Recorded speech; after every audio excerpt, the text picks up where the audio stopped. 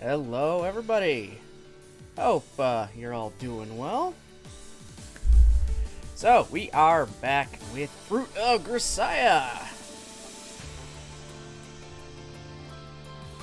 I have many feelings about what the hell we're going to be jumping into. And I'm ready for nothing. Yeah, I'm not ready for what the hell's gonna happen next. Again, I don't fucking know. So to recap what happened, after the horrible talk with Makina's mom, we eventually tried finding and talking to good old Makina ourselves, just to see how she's doing, because she's been shutting herself up away from everybody, obviously. Actually, no, that's wrong. Sorry, I'm confusing things. We got back. Things seemed to be okay-ish. I don't know. Makina seemed alright. Then, all of a sudden, we get a frantic call from, Sorry, we got a frantic call from Amane saying the bakery that, Makina works at was on fire. Clearly the work of arson. So that's when Makina shuts herself away from everybody after seeing a place that, you know, she liked to work, where she was learning some skills, getting a little bit of independence, making, you know, a little bit of her own life, just go up literally in smoke because of her own family, clearly. So we tried talking to her, and it eventually ends up in fucking Yuji banging her because of fucking course. After that, however, Yuji's called into his HQ to talk to JB, and they give Yuji a mission packet, some files to read, that he's gotten many, many times before. Almost 100% of the time, they are assassination missions. The target of this assassination? Irisu Makina.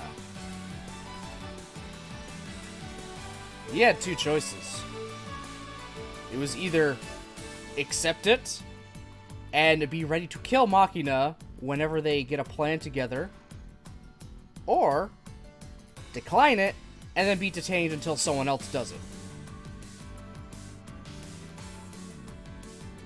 He accepted. Yeah.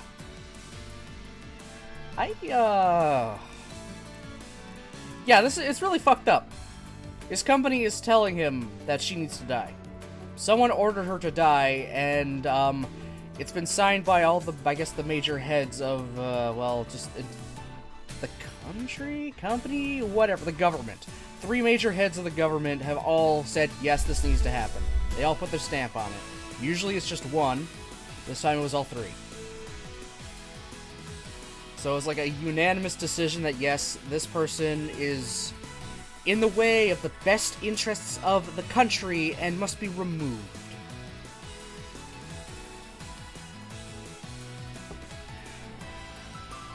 So that's, you know, a lovely thing. So clearly Yuji is now super fucking conflicted. Like, super conflicted. He just accepted a job to kill Makina. Not only his classmate, but also someone he's come to love as a father figure, and is also, I think, beginning to actually love, considering he, you know, yeah, he did the sideways tango.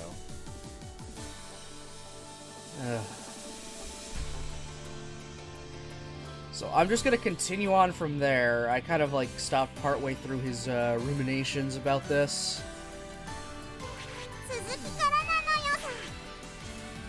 And we'll see, what happens.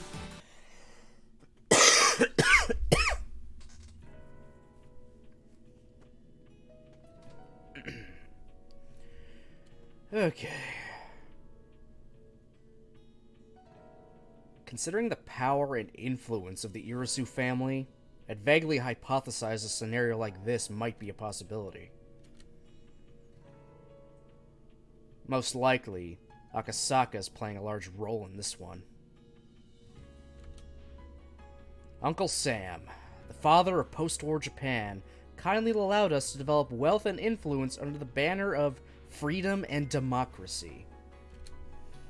And the people running the show in Nagata-cho still haven't managed to move out of Dad's basement. The hell is that even supposed to mean? They're still kind of following their orders, doing what they want to do.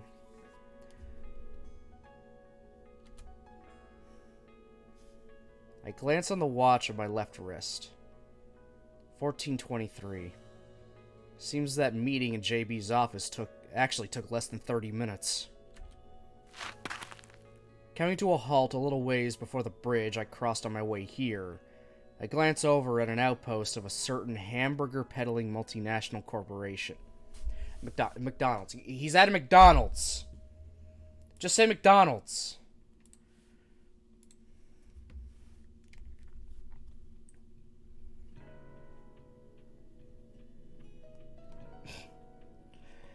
Oh, man.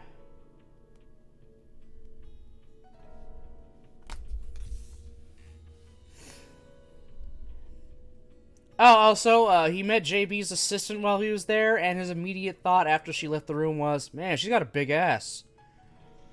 So, you know, Yuji being Yuji. I hate it when he's being himself.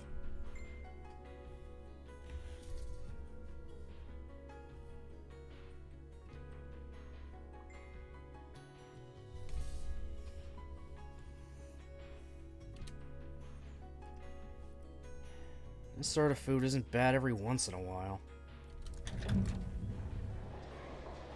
Muttering this blatantly artificial comment to no one in particular, I enter the fast food restaurant. Then make straight for the register, ordering the company's namesake burger, a side of fries, and an iced coffee. The Big Mac. He's getting the Big Mac, guys. After paying in advance, I take my drink and ticket and settle in at a seat by the window. The street outside is not especially busy at the moment. Only a few passers-by. Among them, I notice a businessman of some sort standing in front of the bridge with his shirt sleeves rolled up and a jacket tucked under one arm. He's pressing a cell phone to his ear, obsequiously bowing his head over and over. Talking to his boss or client. Either way, he won't be hanging around there for too long. Eventually, a member of the restaurant's floor staff comes over with my food on a plastic tray, exchanging it for the ticket in my hand. After a few vigorous bites into my burger, I glance out the window again, only to find that the businessman, who'd been desperately apologizing to his phone, has already taken his leave.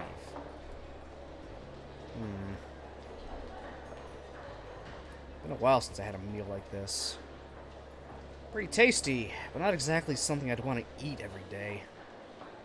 Not bad, more or less sums it up.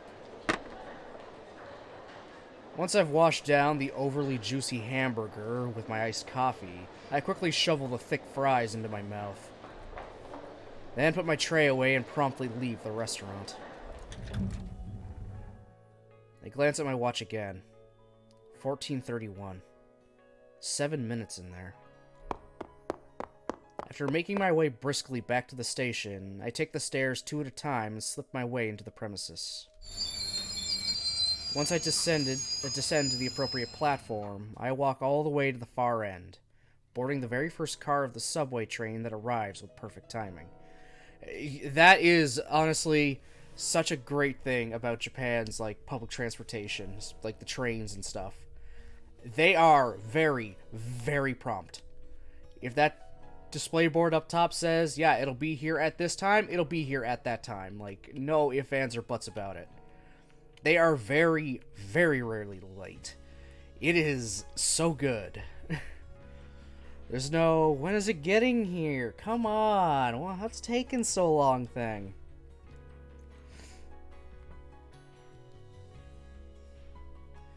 It'll arrive. Right when it says it'll arrive. It's beautiful. I love it.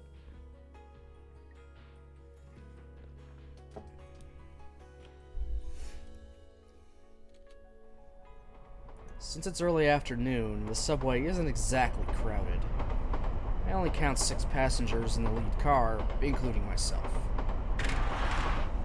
Ignoring the numerous empty seats, I turn around, open the door in the back of the carriage, and make my way into the next car. And there I find... Thought so. The man who'd been kowtowing into his phone by the burger place seems to have caught this train as well. He's wearing the jacket formerly under his arm, and his formerly swept-back hair is now parted horizontally. But it's definitely him. Yuji's being followed. He knows he's being tailed. That's what's happening right now. He's being followed and he knows it. He's already got the guy pinged. The man catches his breath for a moment when I meet his eyes, but after I offer him a quick smile and nod, he jerks up one side of his mouth and furrows his brow in an expression of wry resignation. Well, guess it's only what you'd expect. The company might have allowed me to go home, but they're not quite soft enough to let me wander off alone. Under the circumstances, it's only natural that they have someone keeping an eye on me. Would you mind if I take that seat? Go. There are empty seats all over the train, but I settle myself right down next to the man. This way, he won't have to bother pretending to read a newspaper while shooting me little glances out of the corner of his eye. A little gesture of professional courtesy on my part. Leaning back next to my new friend, I sink calmly into thought while pretending to study an advertising monitor above the exit. Since my immediate orders were to stand by, it's probably safe to assume there's going to be a few days of preparation before Makina's assassination is carried out. I want to believe they're going to approach this very carefully. One day on standby. One day for us to learn and absorb the details of the operation. One day for ordering and provisioning the necessary equipment and machinery. One day for general review and familiarizing ourselves with the equipment. Even estimating fairly generously, I've gained 4 days at the longest. If I turned down the job, the company simply would have locked me down and given it to another agent. I bought myself a little time here, and now I need to use it to find a way out of this mess. That said, given the current situation, I'm not going to find any answers no matter how thoroughly I think this over. I'm suffering from an obvious and crippling lack of information. I can't even see my enemies. There's no harder way to fight a battle.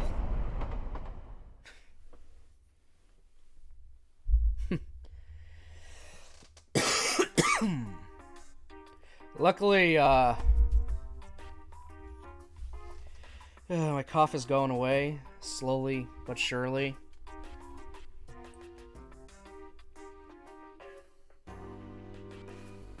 Sorry, I'm just messing with someone right now.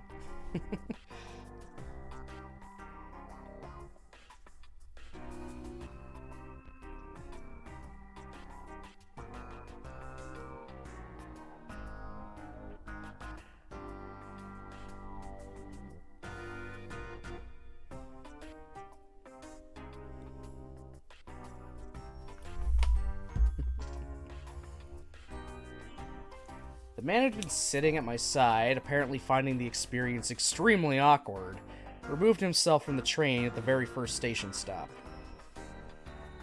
There wasn't any sign of someone taking his place afterward.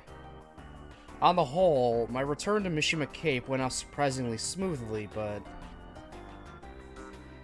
guess it's not quite that easy. There's an unfamiliar motorcycle parked along the street near the entrance to the shopping district. Although the bike itself looks like it's fresh off the lot, the license plate on the back is noticeably battered and worn. Probably a special plate that's seen service on a number of vehicles over the years. Earning those paychecks, I see. Judging from the resources they've committed to surveillance, the client must be pretty on edge. Speaking of that client of ours, there's several points I'm having a difficult time getting my head around there. First and foremost, why have they suddenly decided Makina needs to die at this point? Considering we're talking about someone connected enough to request a job from our company, it's hard to believe they couldn't have arranged something like this a long time ago. Until now, Makina's enemies have been content to keep her stuffed away in a corner like a worthless employee too troublesome to fire. Even when she pokes her head out of the cage, they've limited themselves to warnings, however blunt. So what's prompted this casual change in policy to outright assassination? I can't understand why the clients allowed Makina to live until now. Why they've only now decided to kill her. Something must have changed.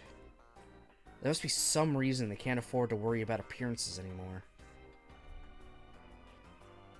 If I could only identify that reason, I have a feeling I might be able to devise some counter strategies as well, but in the first place, who exactly is our enemy here?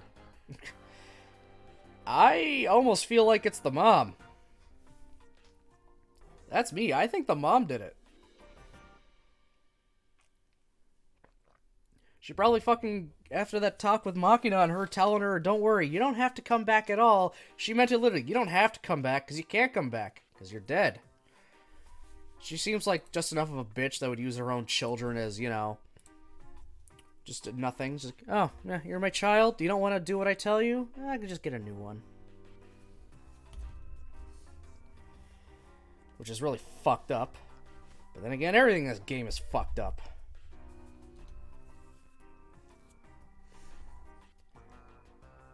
I think this is one question Makina herself wouldn't be able to answer, even if I were to explain the situation to her. Since they got Akasaka off its ass, we're talking about a group or individual with significant power on the global scale. Obviously, they're involved with the Irisu somehow, but the nation itself won't move its heavy buttocks for private interests. 3 stamps suggest the involvement of someone in the Pentagon. Or maybe a shove from the NSA? Whatever the exact details, this is without a doubt turning into a proxy war against an extremely problematic opponent. Kazami-san, okaeri nasai-mase. Ohayai omodori de nani yori desu. Yeah, he's not in the best of moods right now, Sachi. I'm gonna tell you that right now. He's been told to kill his own daughter. Quotes, daughter. Hey, Sachi. What's Makina up to? はい、先ほどおやつにホットケーキを3枚ほど召し上がられまして、今はご睡をしていらっしゃいます。Taking a siesta, huh? はい、起こしますか? No, that's alright. Might as well let her sleep. かしこまりました。Anything happen while I was gone? あ、そういえば先ほど風見さん宛ての封筒が届きました。A delivery for me? はい、こちらになります。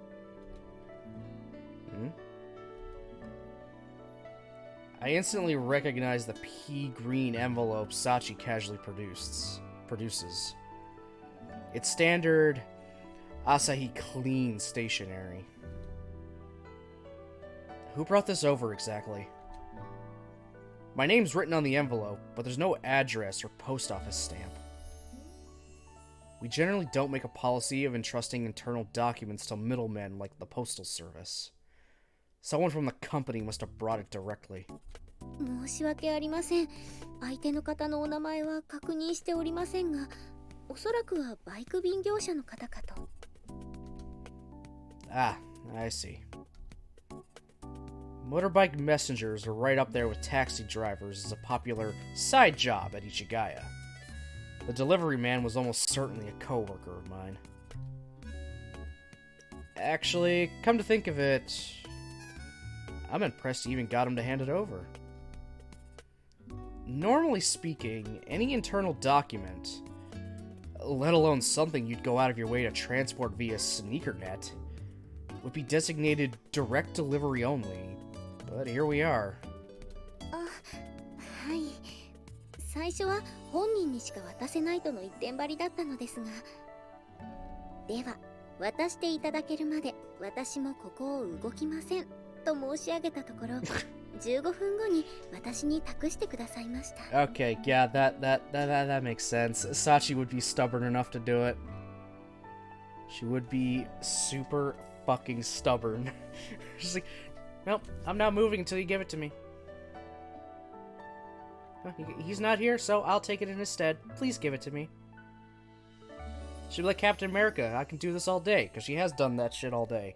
Look back at her route. She stayed on a fucking swing set in a park for like literally a day straight. 24 hours sitting on a swing.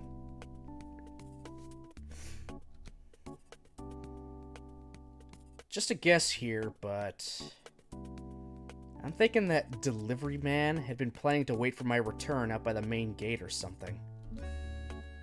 Probably wasn't expecting to deal with an expressionless woman in full maid uniform, standing rigidly at his side like a diminutive Buckingham Palace guard. The man might well have tried to be considerate. Probably told Sachi, "It's fine, I'll take care of it," or asked, "Why don't you at least sit down?" This, of course, would have earned nothing but a curt, "No thank you," as the perfectly stationary girl continued to bore into him with her steady, unblinking gaze.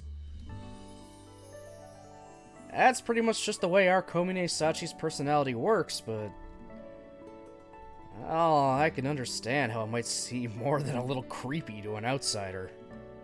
Probably broke under the sheer psychological pressure.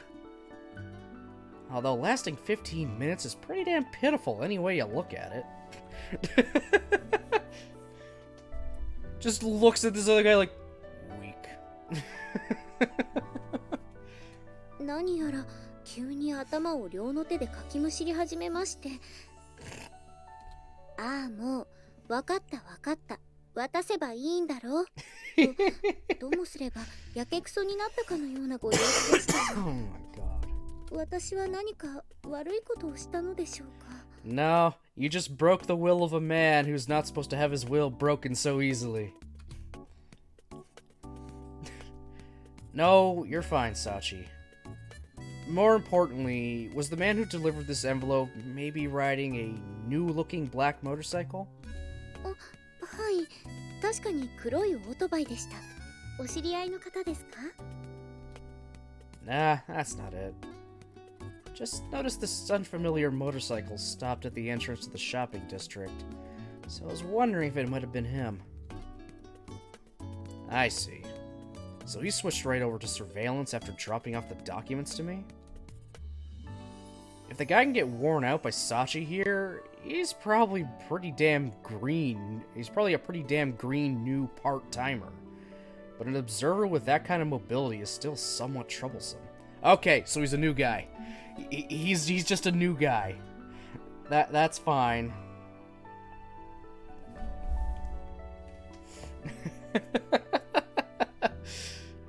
Goddamn, first day on the job, he's got to deal with Sachi staring at him.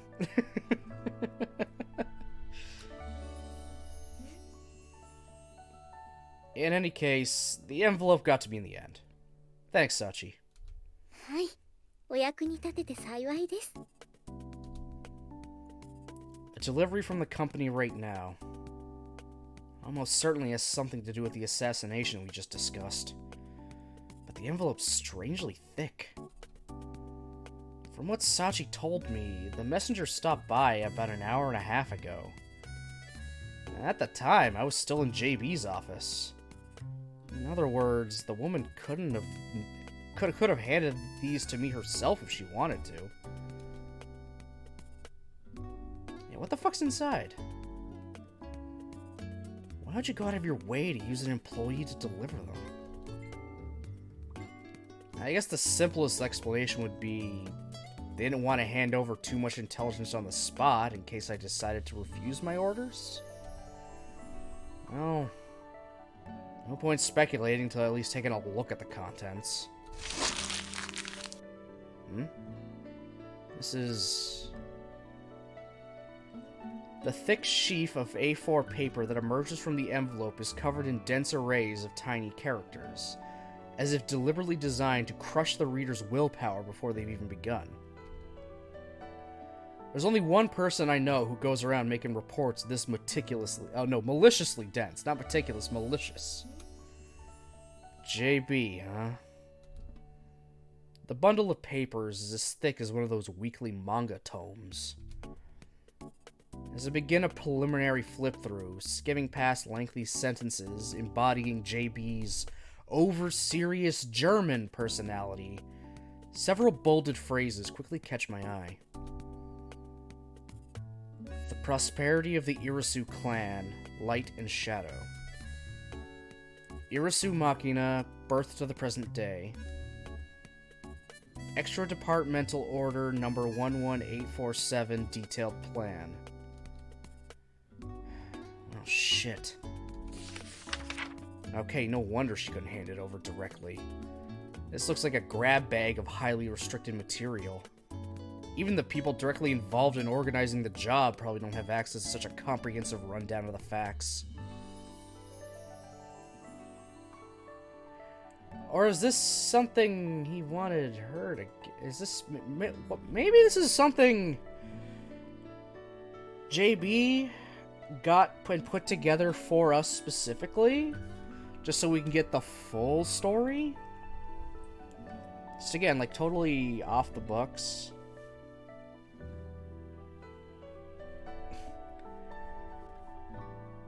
I'm pretty damn sure JB feels horrible for having to tell us, yeah, we need you to kill your, friend. Yeah, that'd be great.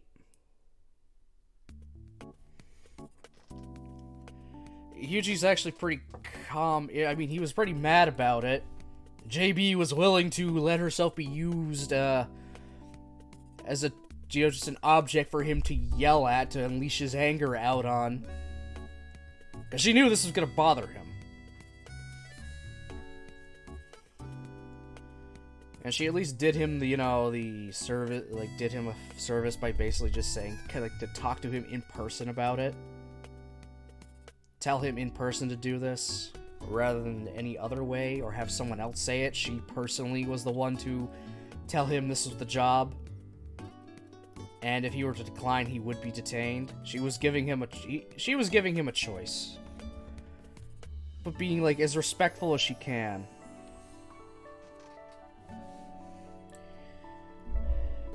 He's probably really freaking pissed at her, but he's not gonna blame her for what she's doing. She's just doing what upper management told her to do.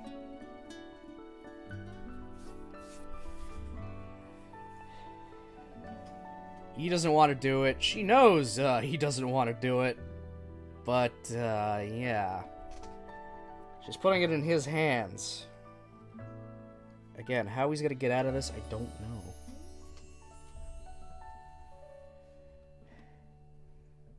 Some of the documents in this thing are clearly marked, removal and copying strictly prohibited.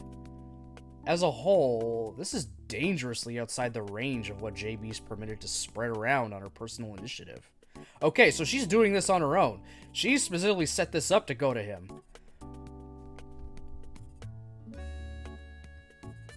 Actually, yeah. Calls him into the meeting, but sets up so this delivery would happen while he's still, there. While he's still in her office. So it's not like she's directly handing him these papers. Okay.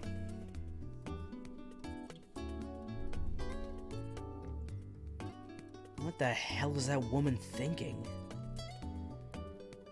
However, it's clear that the majority of the information I need is hiding in this bundle of paper. To be honest, it's about the best gift I could have hoped for right now. Why show me all this? Just what do you expect me to do, JB?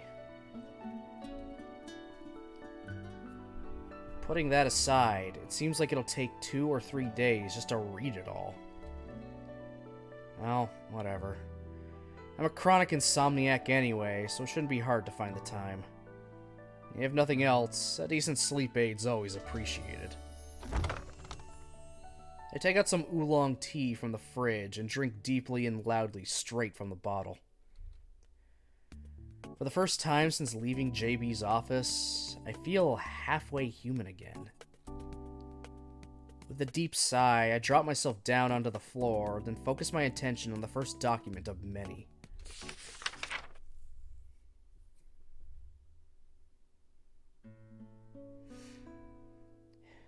I guess JB was trying to paint as detailed a picture as possible. There's a fair amount of information that looks irrelevant at first glance, to the point where documents seem almost overly long. But as I continue reading, I often find myself realizing that she's carefully foreshadowed critical events, providing background naturally bit by bit, instead of dumping it on the reader all at once. Like a good story should? Like a visual novel should, foreshadowing events? Not dumping everything on you in one big lump at once?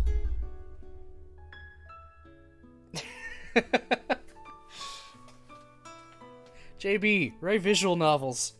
I think you might be good at them. It's actually a pretty ingenious structure, and surprisingly readable considering the dense material. Oh my god. Yeah, this feels like a commentary on visual novels, how they'll drip feed you the information to foreshadow shit.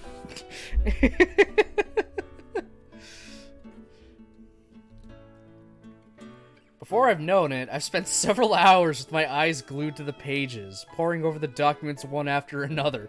Oh gee, time flies when you're reading something interesting, right? Like this? God damn it. It's a terrible situation we're in right now, but I'm still laughing. Because this does feel like some kind of commentary.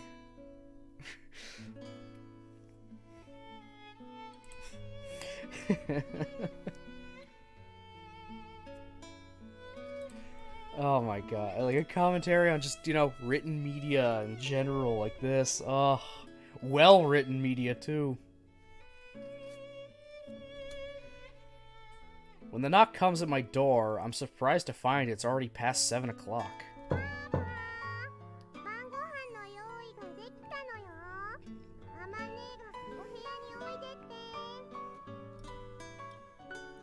Yeah, I'll be right there. Quickly gathering up the stack of paper I've been leafing through, I stash it away deep inside my rucksack.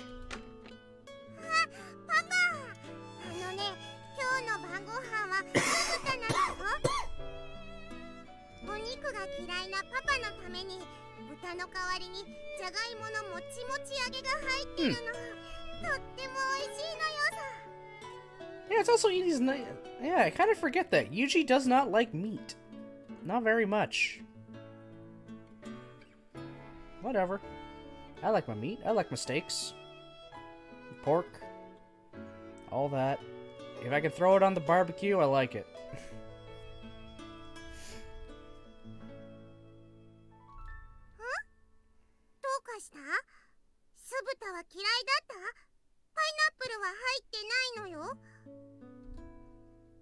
That's not it.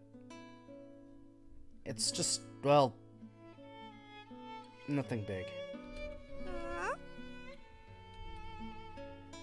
It's not as though there's really any need to hide the truth, but seeing the main character of the non-fiction novel I've just been reading appear before my eyes inspires a strong wave of guilt. Trying to disguise those feelings, I drop a hand on Makina's head with a firm thump.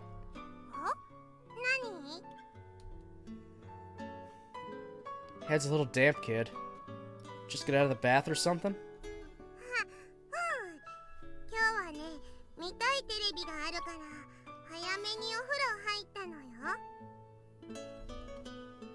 Hmm? Oh, right. Today's Professor Dave Day.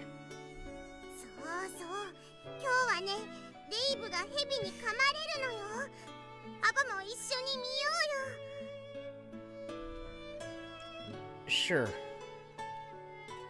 let's eat first. My head feels unpleasantly heavy. Probably because I've been reading JB's documents all this time.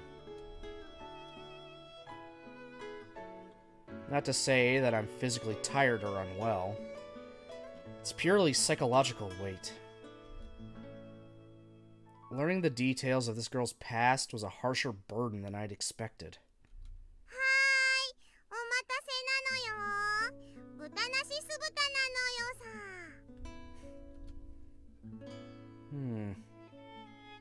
Looks pretty tasty.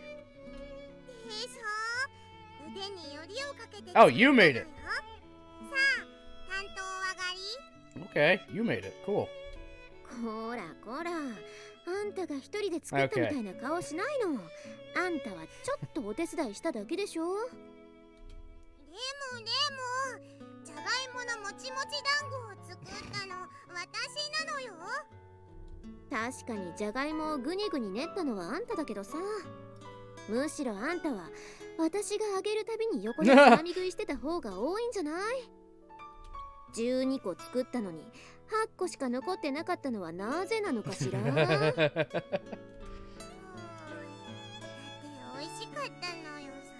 Yeah, they are tasty. Can you blame a girl? Well, hardly a big deal, right?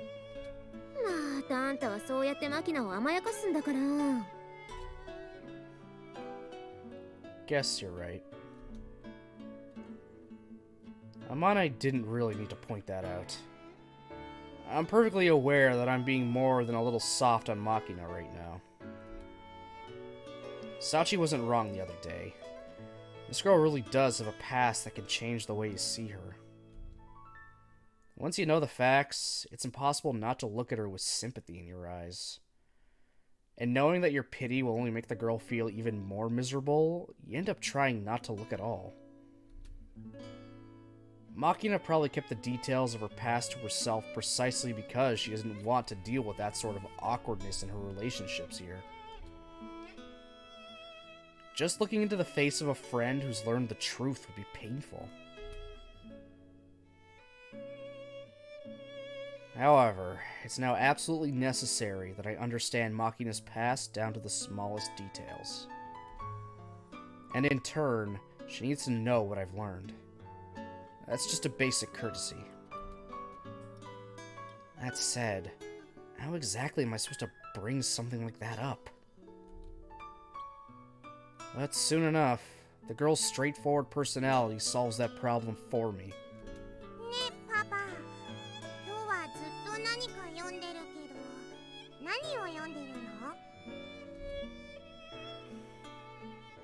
Documents about your past.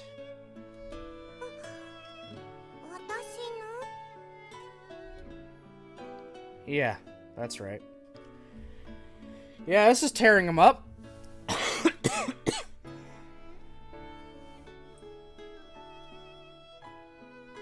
This is, like, rightfully tearing him up inside.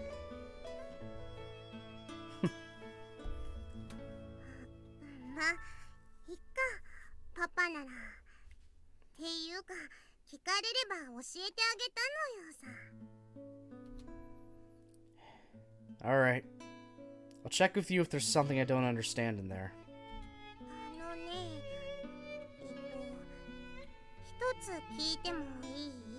Why are we looking into your past? That'd be my question. What is it?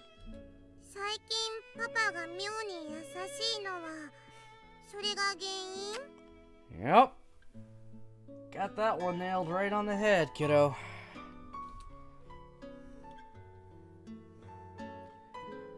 No, I just think that's the result of me sleeping with you. Oh my god. Men always treat women weirdly nice after they've made love for the first time. Oh, good fucking Christ almighty. Also, hey, legendary anime JP fan, how you doing? How is it going?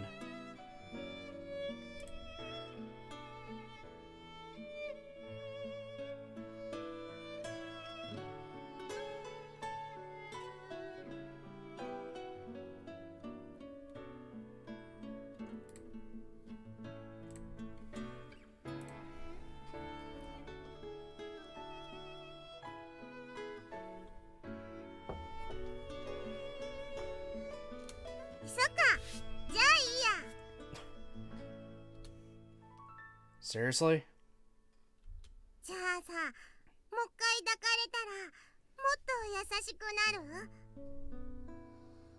Can we not sleep with her again?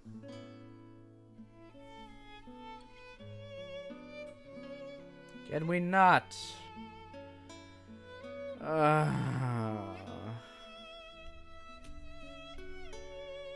I think not. If I spoil you any more than this, you will completely rotten in no time.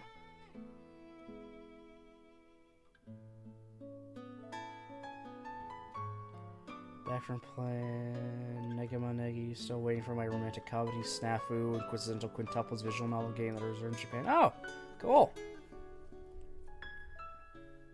Cool. Hopefully those get to you soon.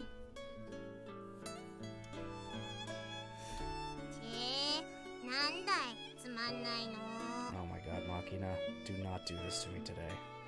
I don't need this today. Yourself, kid.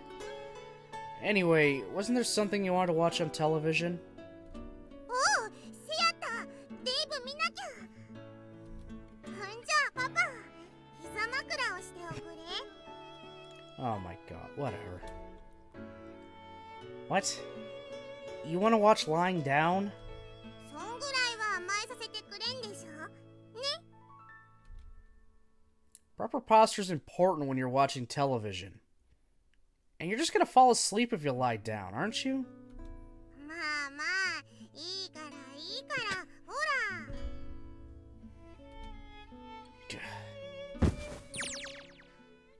And camping on the sofa next to me with the confident pushiness of a girl disciplined to take no for an answer. Wouldn't it be to not take no for an answer? Whatever. Makina drops her head casually onto my lap, then flips on the TV with the remote in her hand. I do feel like I might be getting a little too soft on the girl at this point, but I can't really bring myself to object too strongly. Probably more evidence of the effect reading those documents had on me. Dave 教授のアメイジングアニマル。いやー、キッズたち、元気だったかい？今週もアメイジングアニマルが始まるよ。今日の特集は先週予告したようにヘビの特集だ。Slithery snake. Dave, clad in his usual rough attire, makes his way down a richly verdant rural road with a giant smile on his face. みんなは百歩だというヘビを知っているかな？ The fuck's a 100 pacer snake? そいつに噛まれると100歩歩くうちに死ぬと言われていると Oh. ても恐ろしいヘビだ。 Oh. そして今日僕が来ているここベトナムには The two-step snake. 現地でツーステップスネークと呼ばれるその名の通り2歩歩くうちに死に至ると言われる猛毒を持ったヘビがいるんだ。今日はそのヘビを紹介しよう。 By letting it bite me, apparently. The screen abruptly changes to an insert video that seems to have been shot separately. Stock footage, maybe? As a clip of the two-step snake spitting venom toward the camera lens plays, a voiceover explains that the animal's poison encourages uncontrollable bleeding, playing up its fearsome lethality. どうだい？恐ろしいヘビだろう。毒自体の強さはそれほど強くはないが、一度に吐き出す毒の量が多いのがツーステップスネークの恐ろしさだね。 Oh yeah, it's only sort of produces a mild reaction in you.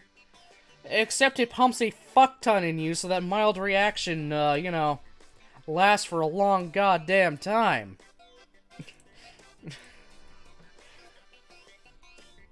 It's like, yeah, we just gave you a fuck ton of a low-grade poison instead of a tiny bit of a high-grade poison. They're gonna work the exact same way at that point.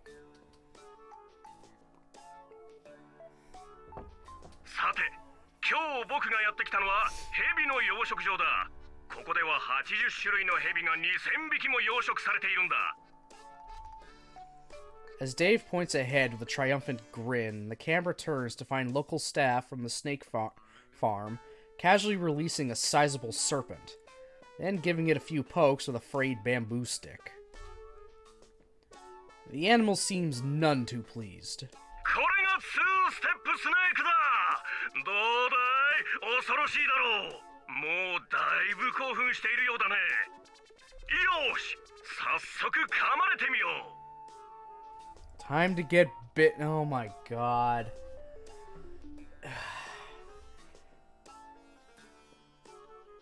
At least Steve Irwin wasn't intentionally trying to be bitten by this shit. It just happens.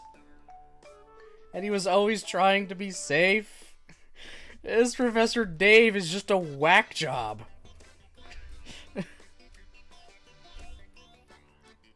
Why does this guy always seem to enjoy the getting bitten part so much? More importantly, didn't he just say the venom can kill you in seconds flat? I'm not following the logical progression here. Ouch! Grabbing the shin of his right leg where the animal bit him, Dave rolls around on the ground in exaggerated fashion. これは痛い。痛すぎる。やばい。こいつはリアルな方だ。 As opposed to what? An imposter? Of course it's gonna hurt if you let the thing bite you. What's with the show anyway? Sometimes it feels like it's less of an animal documentary and more of an entertainment show for bloodthirsty children to cackle at Dave's reactions. The local staff members quickly administer anti-venom, but Dave's leg grows brightly violet nonetheless. Within minutes, it's swollen up to several times its normal thickness. This certainly does look pretty damn bad. I mean, seriously. Shouldn't somebody stop Dave for his own good? I can't help voicing my thoughts out loud, but Makina doesn't react. Makina? The girl's eyes are shut. Her soft, regular breathing suggests she's fallen asleep in my lap. No wonder she's been strangely quiet lately. Told you so, kid. I briefly consider shaking her shoulder to wake her up, but even if I succeeded, it would probably be a short-lived victory. Fortunately, the DVR under our television seems to be saving the program. Guess the girl had Sachi set it up to automatically start recording this time every week.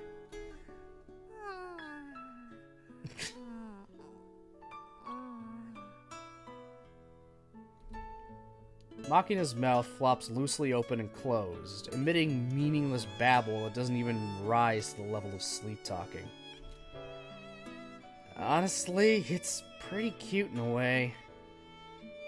Guess it couldn't hurt to let her sleep a little longer. It'll probably get annoying if Michiru happens to wander by, but if I was worried about my dignity or whatever, it'd be easy enough to just lower the girl's head off my lap. Maybe even carry her up to her room. That's probably the least problematic choice here. Still, I choose not to do so. Mostly because the weight and warmth of Makina's body feels surprisingly pleasant. Yeah, and you're gonna have to end that soon. You're not gonna feel that warmth anymore in a few days. Oh, stretchy stretch. And yawn.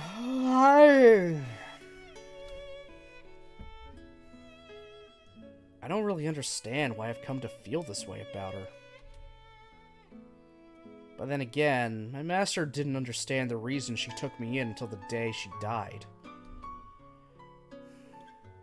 Come to think of it.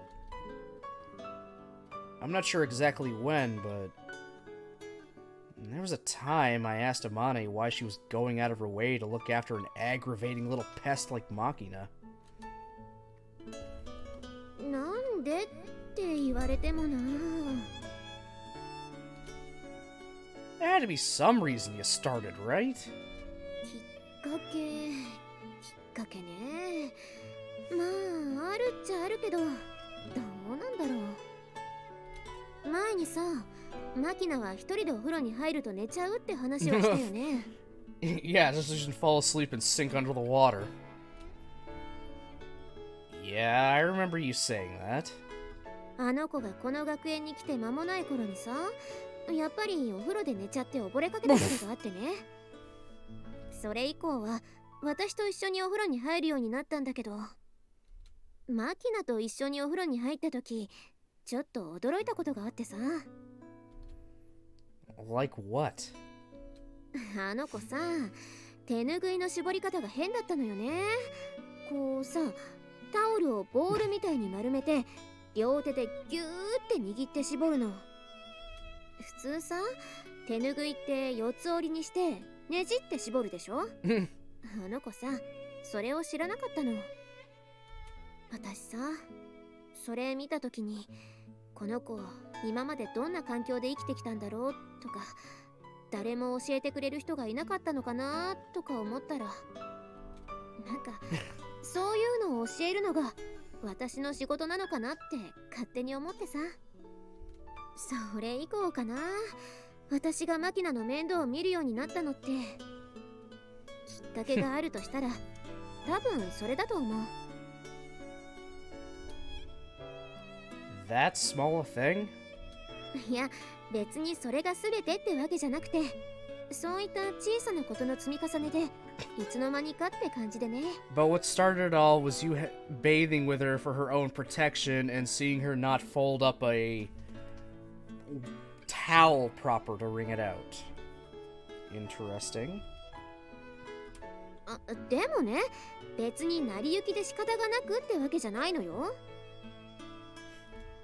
そりゃね、最初はめんどくさい子だなって思うこともあったけど、ずっとあの子のそばにいて、普通の何でもない小さなことを毎日積み重ねて、ある日ふっと気がつくの。Yeah, and then I became her not mom. I became her reliable big sister. ああ、私この子のことが大好きなんだなって。まあ、私とマキナは女の子同士だし、恋愛とはまた別の感情なんだろうけど、ある日本当にふっと気がつくんだよね。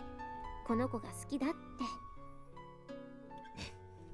一度気がついてそれを認めちゃえばあとは楽だよ。なんでこんなことしてるんだろうって悩まなくなるから。I see. 自覚のないまま人を好きになるって珍しいことじゃないよ。もう認めちゃうの。私のこと好きなんでしょ？ Not this route. Okay, now you lost me. Spare me the tee-hee-hee, woman.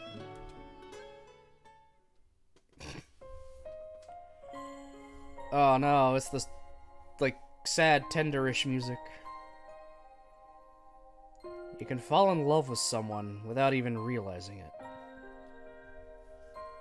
Until you notice that simple truth, it's impossible to come to terms with your own emotions. The question is this really how it should be? It rolls around in your head over and over. But by now, I found my answer. You love Makina.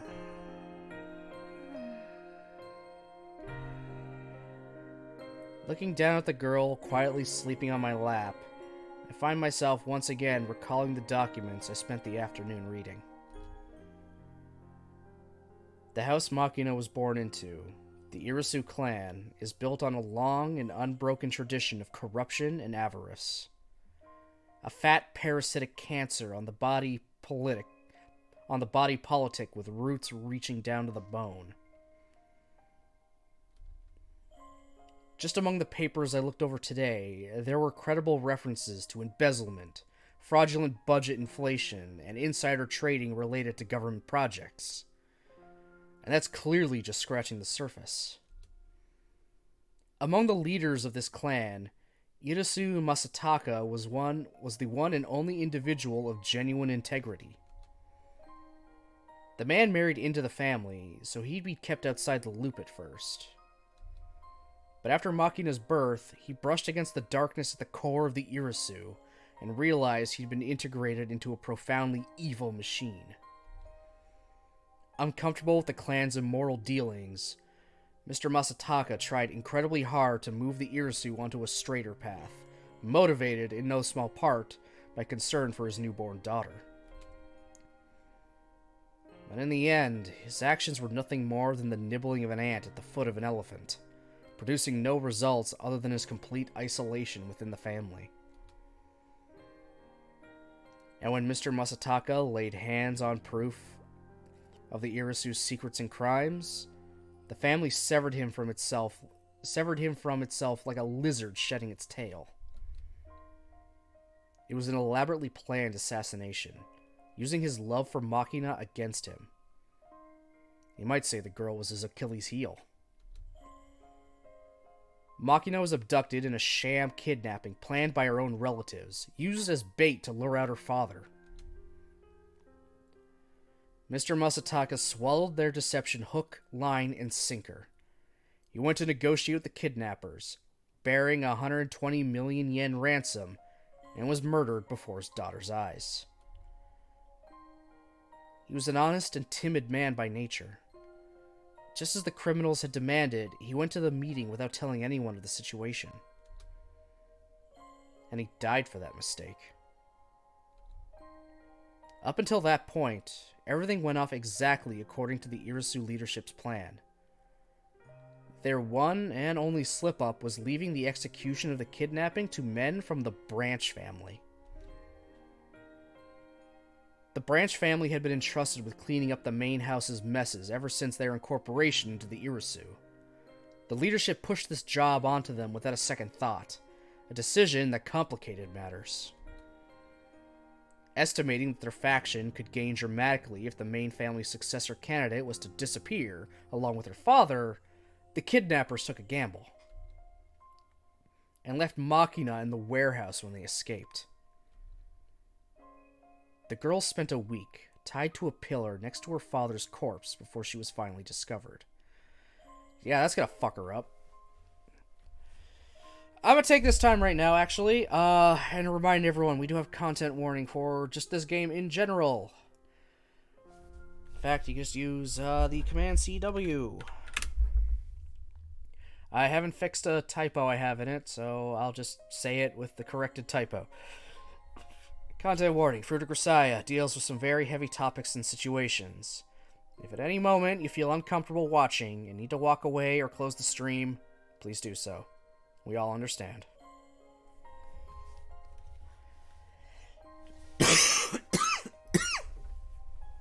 I'm just using a blanket content warning for the whole game, rather than individualized ones like I did in the earlier routes. The other three I've done so far. Just because I do not really know what is gonna happen, other than some bad shit. Because bad shit always seems to happen in this game. That's kind of its theme, it seems like.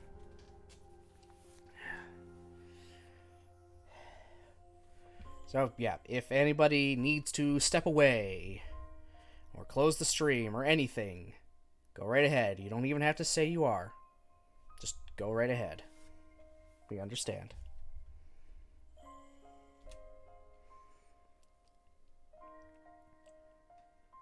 Unfortunately, these events took place in the summer.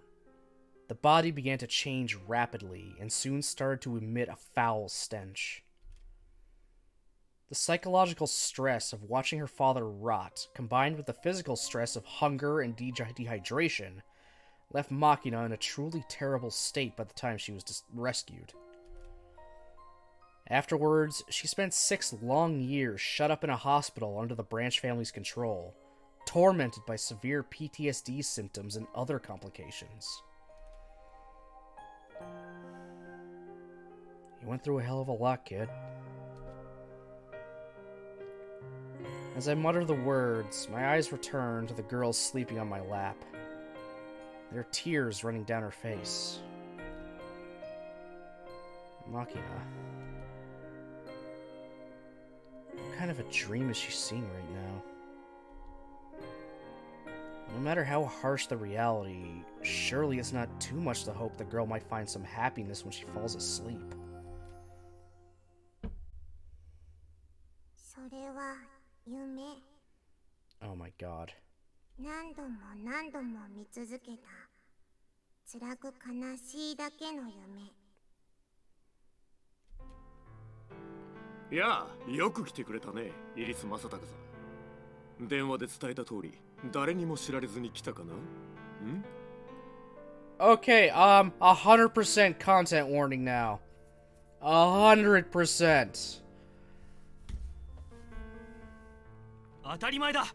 警察はもとより妻にすら何も伝えてはいない。そんなことより娘を、マキナを返してくれ。金ならちゃんと用意してきた。まあまあ、そう慌てなさんなって。あんたの娘はそこにいる。ちっとばかし、ほっぺたと膝をすりむいているかもしれないが、それ以外は無事だ。腹が減ったらいけないと思って、さっきピザを注文したところだ。あんたも一緒に食ってくといい。マキナ！おっとっとっと、まだだよ正隆さん。まずは現金を確認させてもらわなきゃ。こっちも仕事なんでね。ああ、ピザの代金は俺が出すから気にしないでいい。それよりちゃんと持ってきたのかな？使い古しの少額紙幣で200万ドル。そこにスーツケースが2つある。それが僕の自由に動かせる金額の全てだ。好きにすればいい。そう。じゃあ確認させてもらおうかな。おい、確認しろ。よし。マキナ、無事か？怪我は？まだだって言ってんだろ。せっかちだね、あんたも。金が数え終わるまで待ちなよ。何か飲む？と言ってもビールかダイエットコーラしかないが。ボス！だ、もうでかい声出すな。びっくりしてビールこぼしちまったじゃねえか。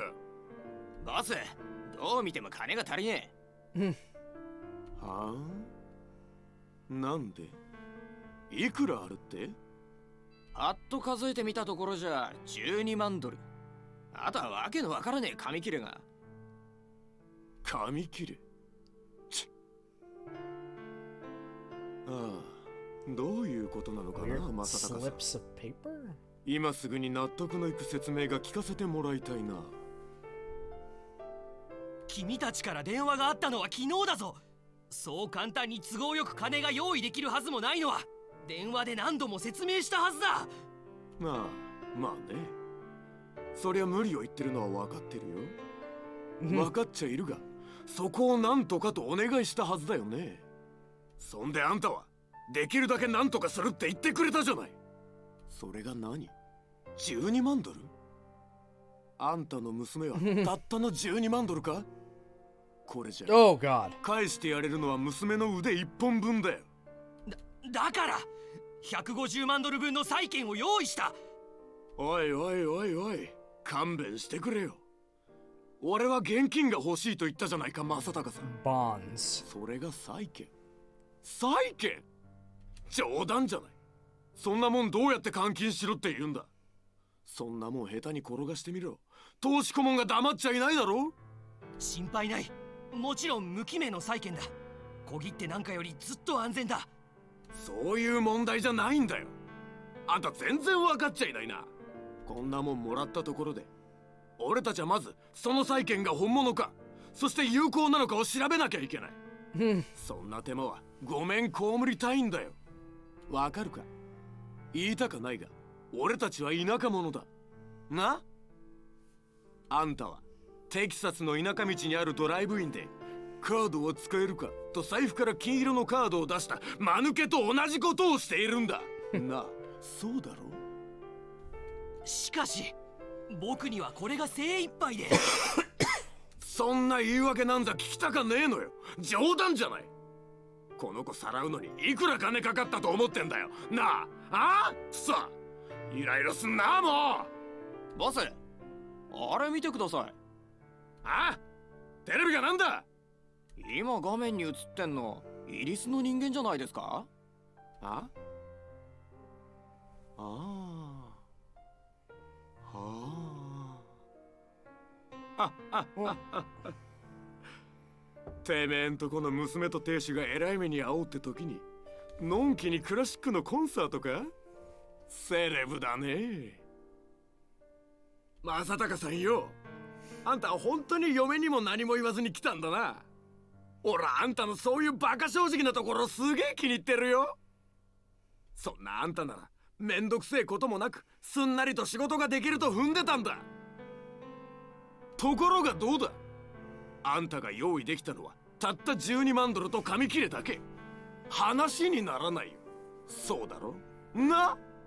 そんなバカな。そりゃ俺のセリフだって。あんた俺の話聞いてんのか。あ、ちょっと待て。この画面に映ってんのあんたんとこの家族だよね。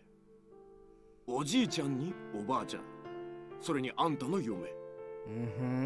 まあそこまではいいとしてよ。その嫁の隣にいる男と二人に手をつながれている女の子は誰よ。バカな。こんなのは。そっか、そういうことか。あんた捨てられたんだな。こいつらは替え玉だろ。そっか、あんたこの子と一緒に捨てられたな。かわいそうによ。嘘だ。見捨てられた理由はあんたにもおおよその察しはついてんだろ。あんたはイリス一族の汚職に対して拭いがたい罪悪感があって家族と対立することも多かった。一族にしてみりゃ無駄に正義感の強すぎるあんたは一族の生みのような存在だったっつうこったな。やめろ。子供の前でそんな話を。まあいいじゃねえのよ。こうなった以上はあんたが持っている汚職の証拠ってやつを俺に譲ってくれよ。そしたらさ、足りない身代金の代わりにイリス家から金をもらえるだろ。最初からそれが目的だったのか。まあその予定がなかったって言えば嘘になるが、あんたがちゃんと金を用意すればこうはならなかったんだぜ。どうする？汚職の証拠とやろう俺に渡してみちゃどうだ？何を悩むことがあんだよ。あんたと娘を見捨ててみんなで仲良くコンサートに行くような薄情な家族に今さら義理立てする理由もなかろう。Yep. Yeah, this ain't going well for him. I mean, we know how it ends. With him dying. It doesn't matter what he says. They were gonna kill him from the start. あんた、犬っころみてえに捨てられたんだぞ。悔しかねえのかよ。 Are they trying to provoke him so it seems so he's like he just died, you know, resisting? Or are they just trying to fuck with him just to make him feel like absolute shit, lower than dirt, and then put him and you know put him out of his misery? That's kind of the vibe I'm getting from this. もちろん悔しいさ。だが悔しいからといって悪に対して悪をもって制裁するのは悪の連鎖を読んでますます大きな悪を生むだけだ。そんなご立派だね。あんたそんな善人でよくイリス家にいられたもんだよ。何とでも言ってくれ。とにかく金は用意できるだけ用意した。娘は返してもらう。だよね、だよね。あんたならまあそういうだろうってのは分かってたよ。まあつまり金が用意できなかった時点であんたの運命はほぼ決まってたってわけなんだけどさ。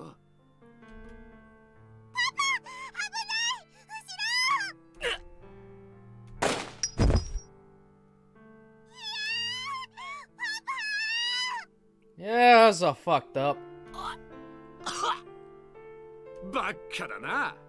もうね、あんたほんとバカ。救いようのないバカだよ。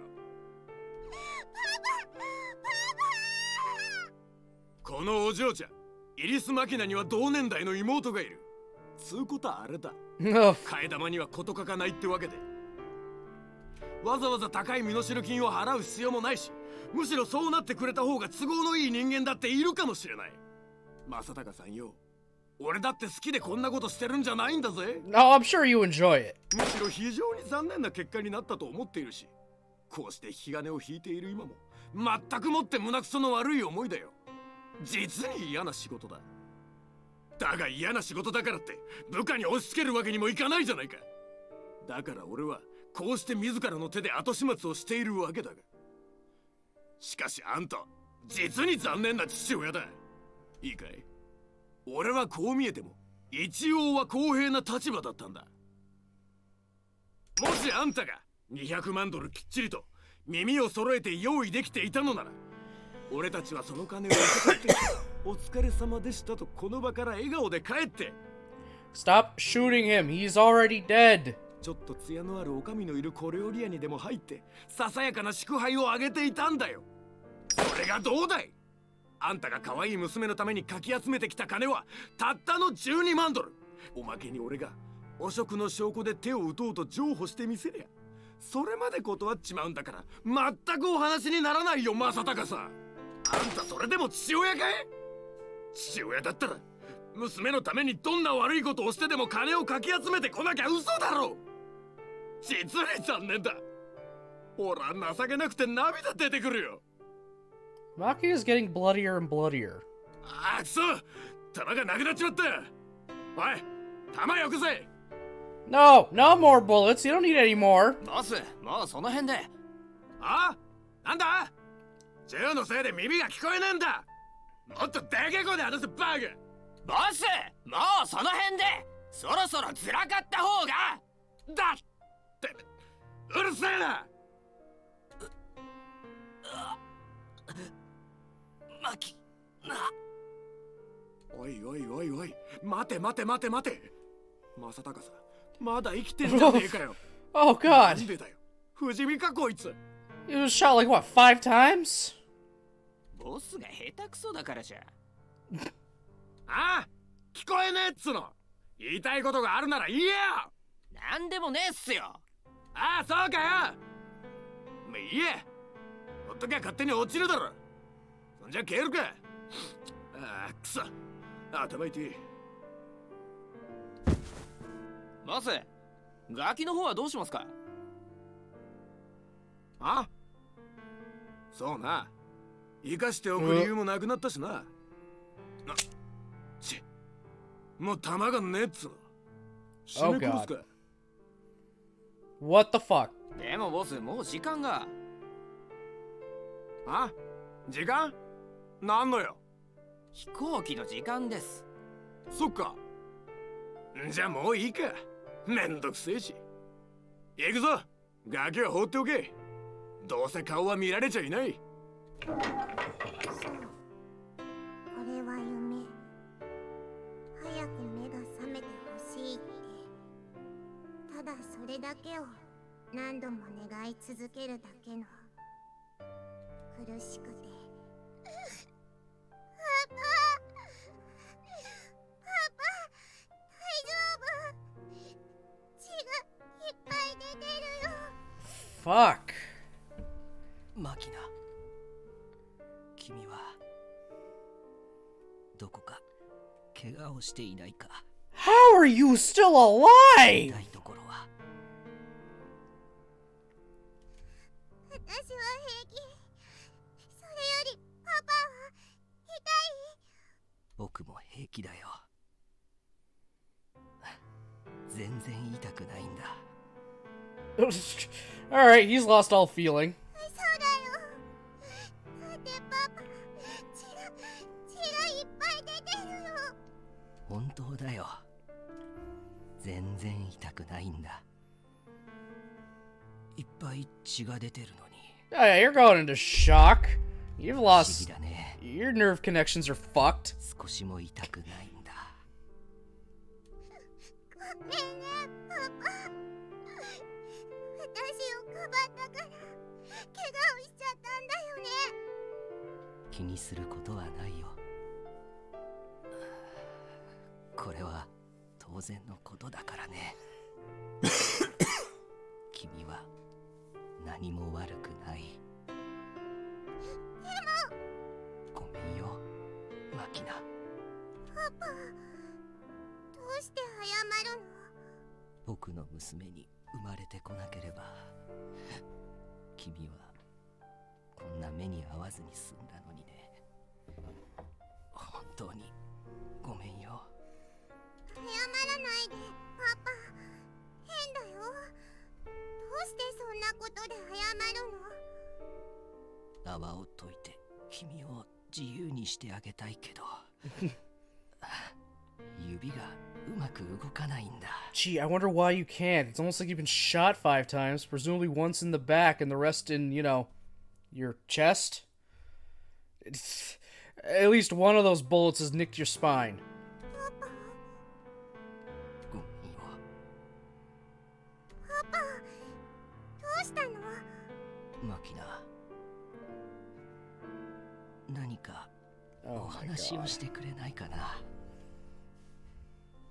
もっと君の声が聞きたいんだ。話って？ Anything. 何でもいいんだ。何か楽しい話が聞きたいな。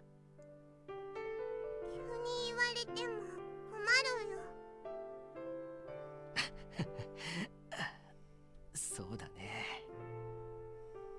楽しい話題というものは男が用意するものだったね。パパ、笑ってるの？ Yeah, how are you not... Oh, yeah, I forgot. You can't feel anything, so you wouldn't be screaming in pain. そうだよ。どうして？痛くないの？平気さ。言っただろ。You know, she can't feel anything. 何も感じないんだ。ほら、僕は笑っているだろ。そうね。パパは笑っているもの。きっと平気なのね。 Man's got a strong will, I can give you that much. 当たり前さ。僕が君に嘘をついたことがあるかい？いっぱいあるじゃない。この前の私のお誕生日も一緒にお祝いしようって約束したのに、仕事が忙しいって帰ってきてくれなかった。Hey, Brozard. How's it going? そうか。 You came in at the right そう time. だったかな。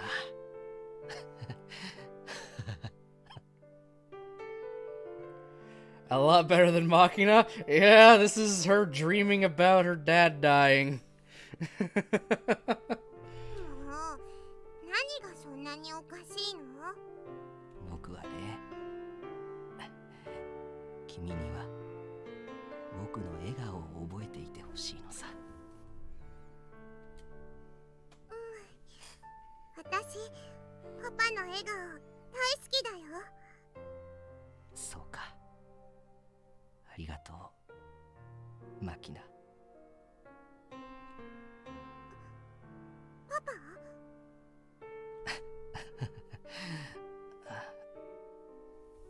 ごめんよ。実は仕事が忙しくてね。昨日はあんまり寝てないんだ。パパ、眠いの？ Yeah, he's just gonna close his eyes and go to bed for a little bit. This is really ご fucked めん up. よ。仕方がないね。お仕事だものね。ごめんよ。私はママのために働いているのだから。いいよ、パパ。 Oh, yeah, he's having a nap, alright. He's having that dirt nap. でも、1時間経ったら起こすからね。 Good luck with いい？ that. パパ。 Yeah, no, he's gone. パパ？ He's done. 私は何度も声をかけた。でもパパは目を覚まさない。パパはぐっすりと眠ってしまった。やがて朝になり、周りが明るくなってもパパは目を覚まさない。私は何度も何度もパパに声をかけた。やがてまた日が落ちて夜になった。それでもやっぱりパパは目を覚まさない。そしてまた朝になって、また夜が来て、 7 days later, next to a rotting corpse. そのうちパパの体からはひどい匂いがするようになった。ほら、夏だったから。だからパパの体は腐り始めて、虫がね、 Ooh. 虫がほらいっぱいね。どこから来たのかしら。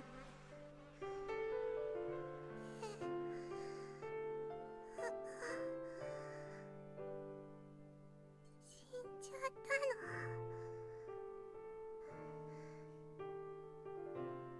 大丈夫だって言ったじゃない。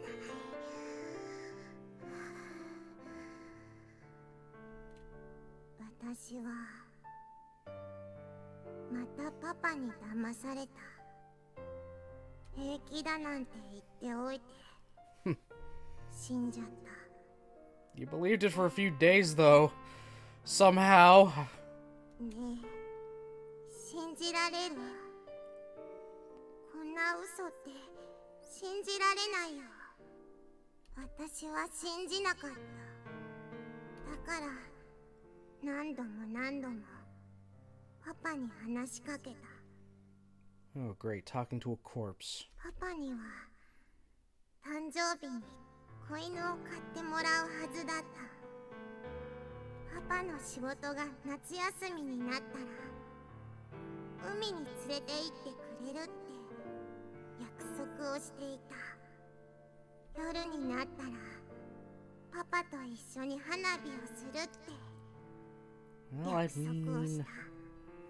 so far, there's only one of those things we didn't do. We did not buy Makina a puppy. パパは自分の子供に自転車の乗り方を教えるのが夢だったと Hey, Yusuke.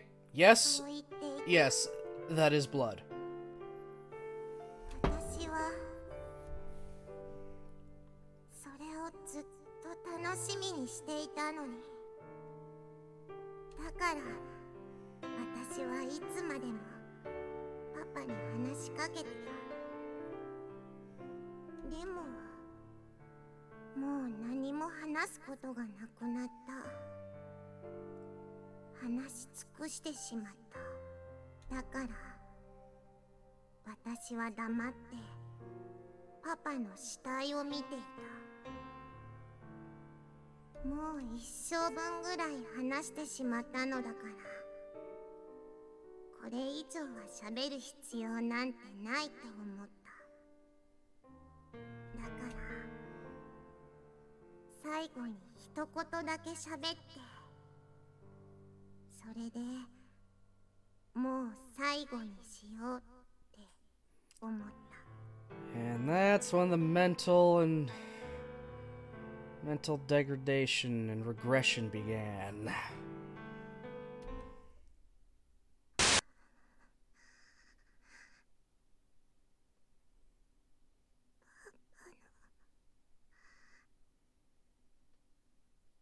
嘘つき。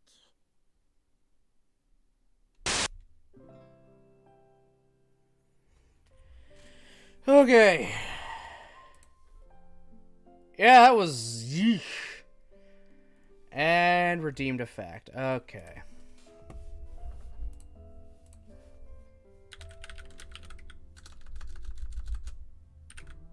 One moment.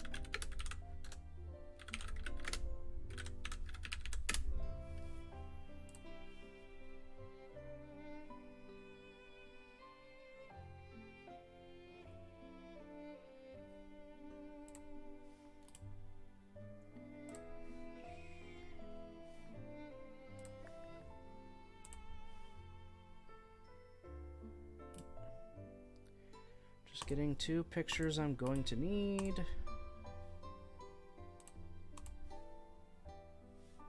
Good enough. Web, whatever. Hello there. Oh, hey, Nick. How's it going? Alright. For your fact, Yusuke. And for everybody.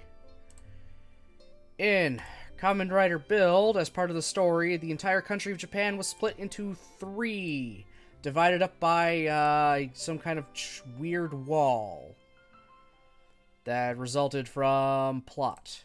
So, like, the country was physically split into 3, divided by a giant-ass wall.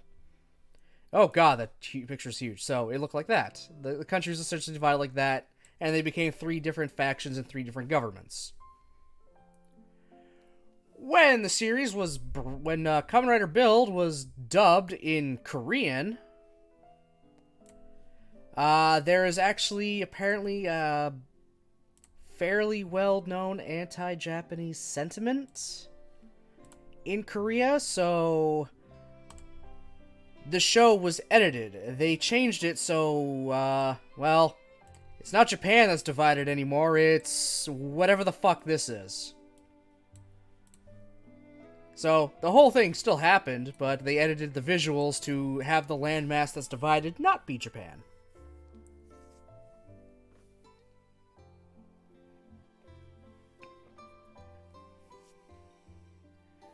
I wouldn't say Asia, because that's encompasses a large area. It could be just something nondescript, or it could just be like South Korea itself.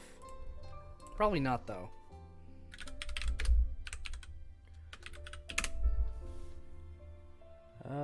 Actually, it might be.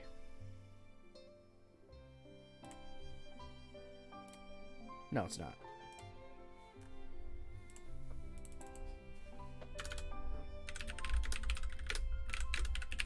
Let's see if there's any specifics about it. Being that fucky wucky.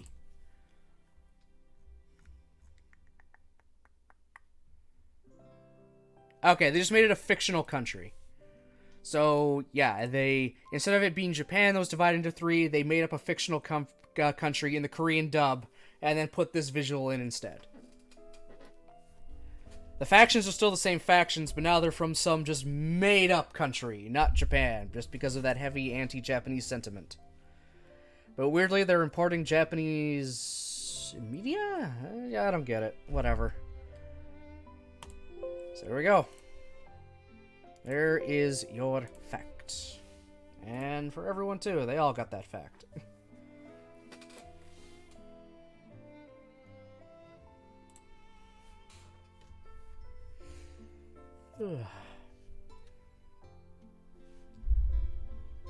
I don't know if the words Makina just spoke were directed at me or her real father. But either way, they startled me, conscious as I am of hiding things from her. Watching the girl sniff miserably in my lap, I can feel my own mood sinking. It's not like me to get pulled along by the emotions of others. Have I gotten weaker? The thought's unpleasant. Disturbing, even. It's like I've bitten into something and felt my teeth rattle loosely in my skull. The animal variety show on the television, having reached the serious second half of the program, begins to broadcast the story of a wolf raising its children. Has the place in Gaim also been changed? I believe they just never dubbed it Gaim because of how it's super Japanese. Like, so many Japanese influences. I don't think they bothered to dub it at all in Korea.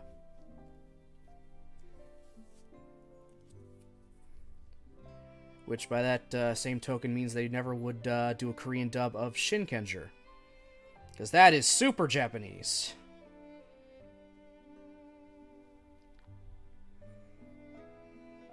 Okami という生き物は動物の中でも特に家族を大切にする生き物です。Yuji, you start calling yourself a wolf. You're no longer a dog, but you're a wolf. I swear to Christ. Wounded and bloodied, the wolf on the screen fights to protect its children. No matter how many times it's knocked down, the animal keeps standing up again. I see. Weaker isn't the right word, is it?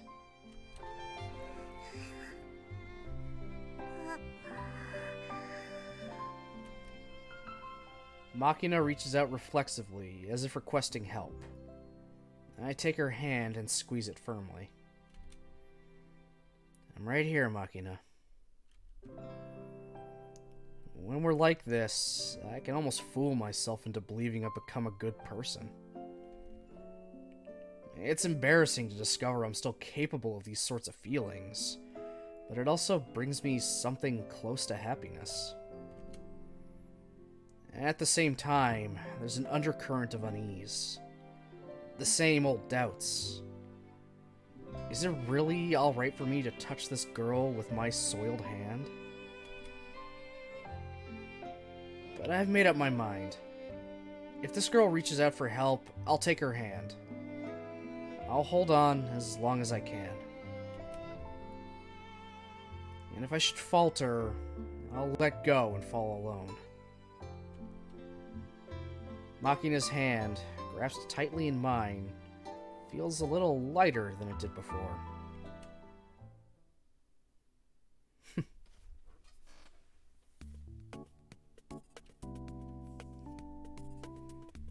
Now you just go back to normal shit, huh? You complain about homework even though you gotta kill this girl at some point. And oh my god, apparently I went through 2 whole scenes there. I'm gonna take a very short bathroom break, and then I will get right back into it. So BRB.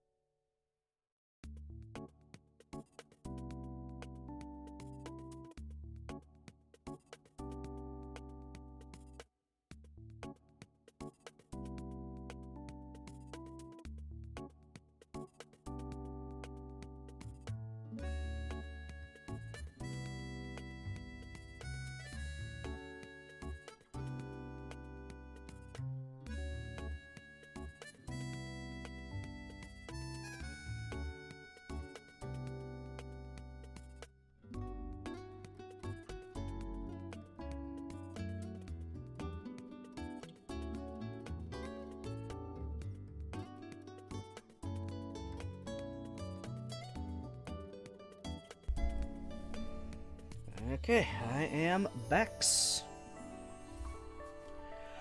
Whew. Ooh.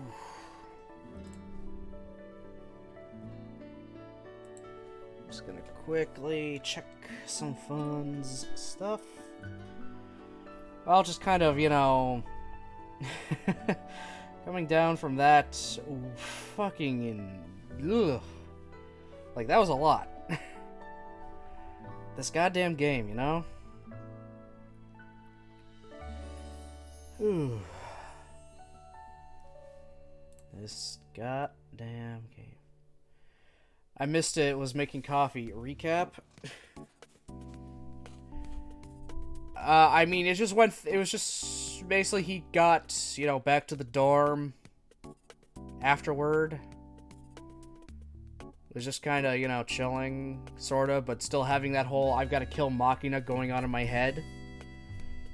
And then JB also had a courier send him all the information they had, but he had arrived while... But by the time he had showed up at the dorm, he was, like, still in that meeting with JB, so... He's not sure why she sent it, but it was, like, it's a massive document that just details literally everything. Everything about Makina's past. The circumstances of, I guess, the Irisu family in general, all of that. He's not sure why she sent it, but she did, but it's what he needed, because maybe he figures if he gets kind of an idea, he might be able to find some way to get out of having to kill her. And then, well, after trying to watch the show, Makina, you know, just had a dream about what happened the day her dad died. Yeah, because that's, you know, always a lovely fucking thing.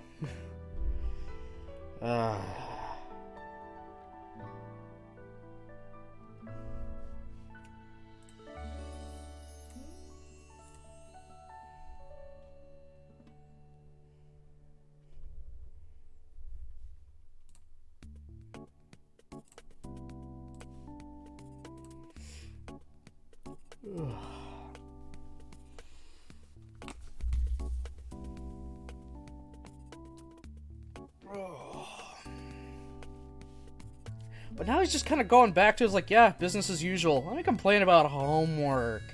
Even though I'm probably gonna have to kill Makina in, like, 3 days. Whatever. I haven't spent much time in any halfway normal schools, so I can't really call myself an authority on the subject, but the thing called homework is truly a pain in the ass. Even when exams are approaching and you know you have to buckle down, you find yourself making more progress on cleaning your room than reading your textbooks, reflexively seeking out any possible distraction from reality. Some people handle it better than others, but in general, nobody's at their best when forced to confront something troublesome. Just facing up to an arduous pile of problems requires some real willpower. At present, Makina's the homework I need to confront. Oh, Christ. And due to the truly enormous scope of the problem, using youthful energy to force my way to a solution hasn't gone so smoothly. There's been a lot of unproductive agonizing going on. Of course, considering the imminent danger, it's clear that taking immediate action would be best. If I got the time to procrastinate using my daily running routine as a pretext, it'd probably be better spent charging into the Irisu home with a dagger in my hand and at least trying to do my duty. However, we're dealing with a conglomerate strongly tied to the nation itself. No matter how fiercely a single mutt barks and snarls outside the gate, they're not exactly going to shake in their shoes. And even if, by some chance, the world were to tilt in an unexpected direction, how could we hope to compensate society for the resulting damage? No matter how hard I think, the answers don't come. It's easy enough to boast that you'll stick to your guns no matter who tries to push you around, but the simple fact is that fighting the power almost never ends badly for the power in question. Hell, if one individual's stubborn resistance was enough to frustrate those entrusted with authority, the way of the world would change fundamentally, and not necessarily for the better. In the end, I'm not much more than the country's pet dog, and the Irisu bear exceptional influence with my master. I can't even bear my fangs against them. But here's what it comes down to. I want to keep Makina safe, even if it costs me my life. I don't give a damn about the national interest. On a very simple, very personal level, Irisu Makina is my first and absolute priority.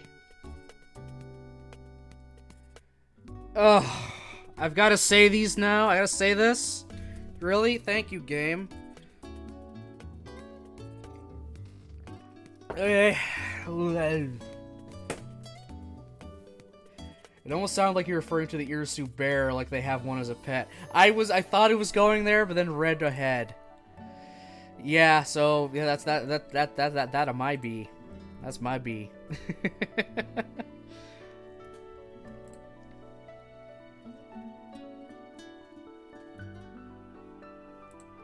Yeah, that be my bad. Whatever.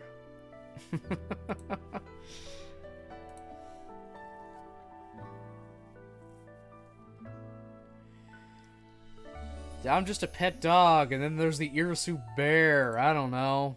I don't fucking know.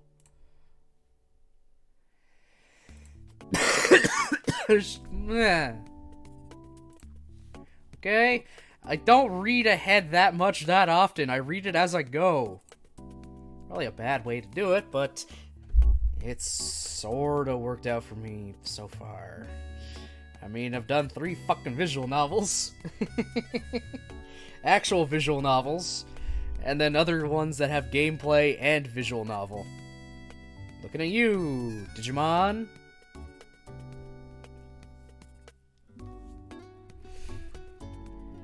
Alright, let's get this out of the way, because...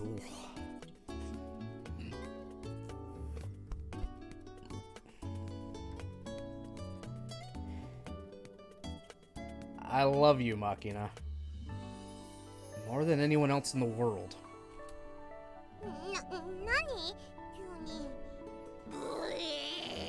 Thank you, Nick.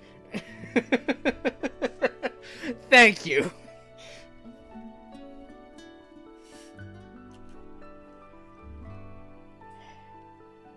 I'm affirming my own feelings, that's all. The fact that I love you. That you're the one thing I should prioritize above all else. I was just speaking those thoughts out loud to see if they rang true. Oh boy. I was gonna wait till we got to an ending, but this was worth it. Yeah, honestly, primo timing, Nick. God, that sound alert gets so much use. It's too good.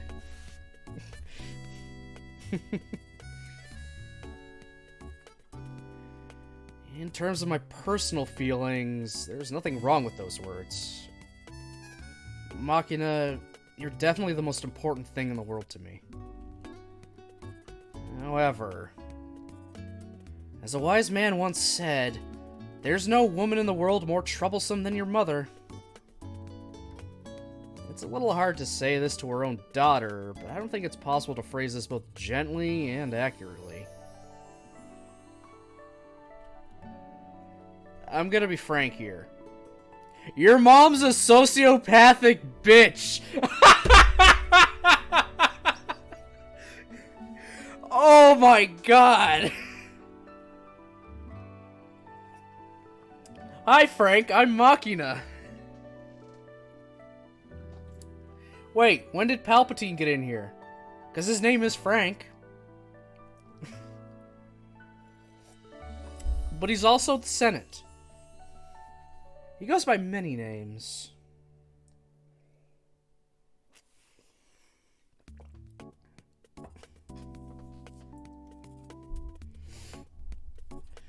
Wow, one of the things that your mom's a sociopathic bitch. God damn. And despite this long, convoluted attempt at an excuse, when you get right down to it, I'm afraid of her. それは実の娘の私が言うのもなんだけど、私のお母さんは子供がそのまま大人になったような残酷な人だからビビっちゃうのもわかる話なのよ。 She's probably the type of kid where if someone knocked down her sandcastle, she'd have mommy and daddy by the park and ban them.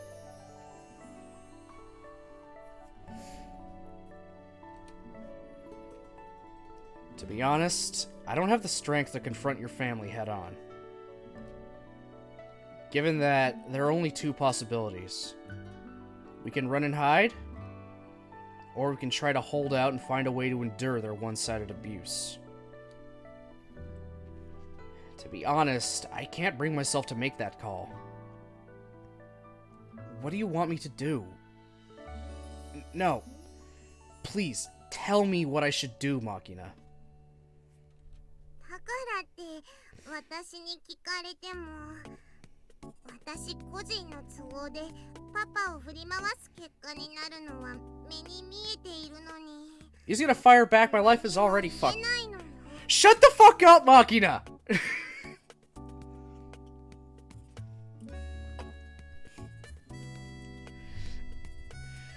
He's definitely gonna fire back with, my life is already fucked up.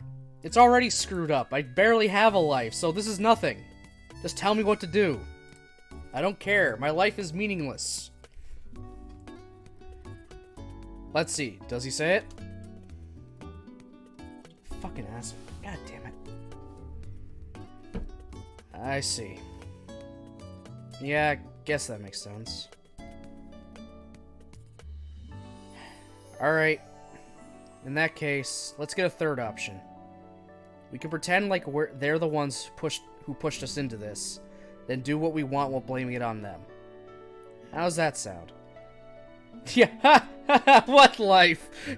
He doesn't have one, sadly. 極めて日本人的な責任転嫁なのよさ。さすがだよ。それでいこう。パパ超頭いいよ。 It's your fault I'm like this. That's their argument here now. No matter how skilled a soldier you may be, when you're unsure of the next move, don't try to muddle through it alone. Consult your superior officer. Battles are won and lost on the big picture level of strategy.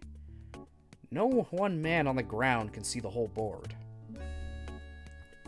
Blundering ahead blindly, guided only by emotions or values, is the kind of criminal stupidity that invites disaster. Yeah, sorry, you can't Leroy Jenkins your way through life. You can't. Don't Leroy Jenkins onto a battle. Never ends well. When I was very young, the person who looked down on the board from above was always my sister. If I did as she told me, I could at least avoid the worst case scenario no matter what the situation. After my sister's death, the next person to watch the big picture for me was my master. But as Asako's advice tended to be a little heavy on the brute force approach, sometimes to the point of the excess, JB was an indispensable counterweight, leaning heavily in the opposite direction. Okay, so you took the middle ground of what both of them would say. That makes sense. Asako loved the high-risk, high-return play. JB strongly favored low-risk, low-return. Raised under their mutual guidance, I naturally began to weigh their opinions against each other, searching for the answer that felt correct for me. But today, Asako's no longer around to offer one of those staggeringly drastic plans that always left you wondering if she even thought about the consequences. Even if I could consult with JB about this, She'd without a doubt recommend looking for a way to maintain the status quo. But that's nothing more than the passive opinion of a woman focused on the way the winds are blowing. Should we give in or resist? To break this sort of deadlock, you really do need someone who can provide a big picture perspective. You're gonna go to Sakaki? Okay.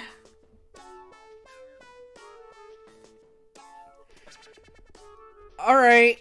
Sakaki is the new chess master, I guess. What are you throwing up at Sakaki for?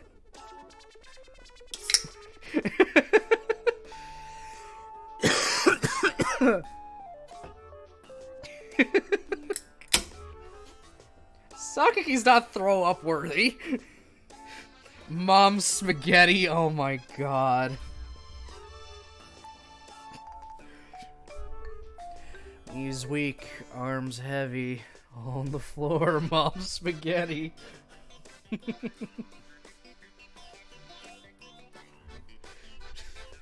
God almighty.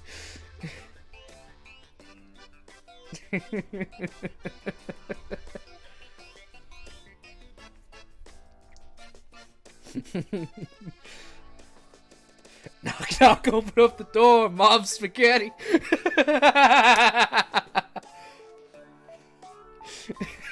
God almighty. Ah.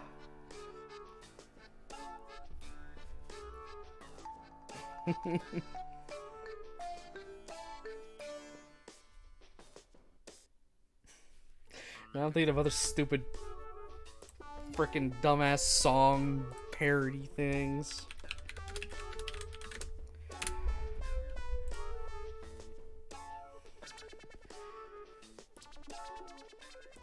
I just... please, be big enough. That's what he said. I got stupid song parodies up in my head now. I think some of you might know what I'm about to do.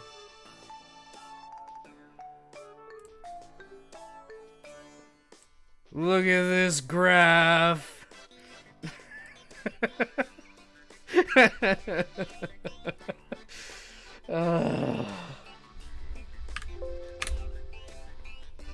If I had a physical graph with me, I would have done that. God. Oh my god. Sometimes I love YouTube. Sometimes I don't.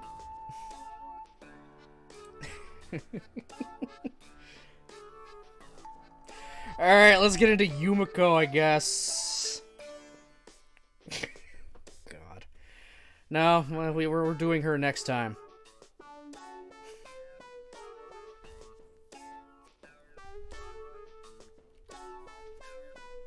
Isn't it obvious? There aren't many people in this school even familiar with the circumstances.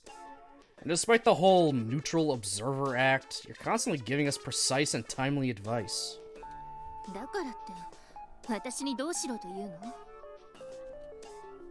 don't expect you to do anything. Hell, look at it as standing in for a coin flip. Just casually call out heads or tails if you want. You do understand our situation, right? それでも結果はつきまとうわ。私が気楽に決めた結果で、あなたたちがどうなっても責任は取れないし、後悔もしたくはない。他を当たってちょうだい。そんな冷たいことを言うなよ。他には相談できないの知ってるでしょ。だからって、私だって困るのよ。そんなこと。I understand we're asking a lot, but if I had to make an analogy, faced with the approach of an overwhelmingly powerful American army, do you continue fighting down to the last soldier? or accept being branded a coward, swallow your tears, and return to help lay the cornerstones of your nation's long, painful rebirth? You're talking about literally the Japanese army? Like the Imperial Japanese Army? Oh my god. He's using World War II as his analogy here?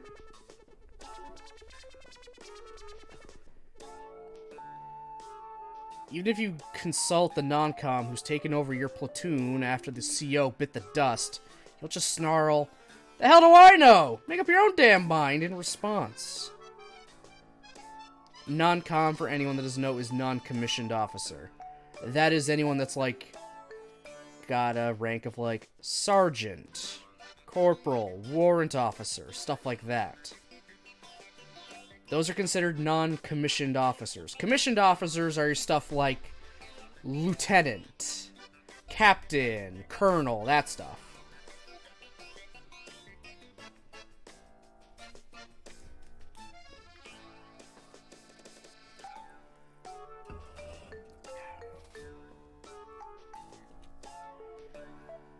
If anything, you're better off making a field appointment in the absence of a true CO.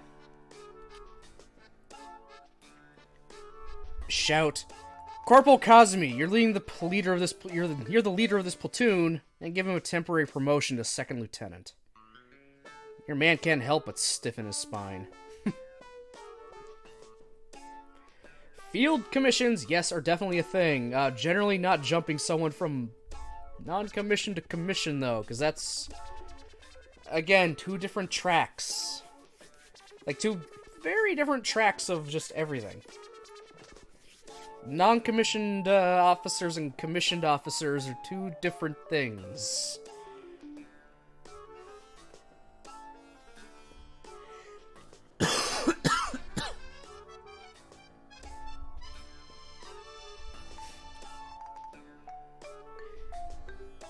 However, even knowing full well that I'm being unreasonable, I want to ask you once more. What should I do, Commander Sakaki? Yeah, calling you fucking commander now. You got a field commission of commander.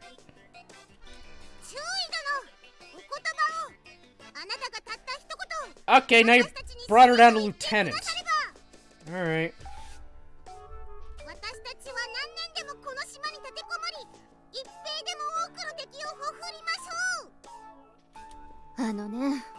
これは軍隊ごっこじゃないのよ。そんな大事なことを私の意見でどうにかしようというのがそもそもの間違いだわ。あなたたち、私を神様か何かと勘違いしていない？"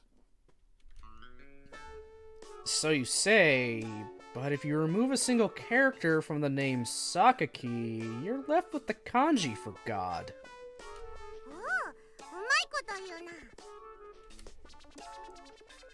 Sakaki, my friend. No, my God! Tell us what we should do! I beseech you!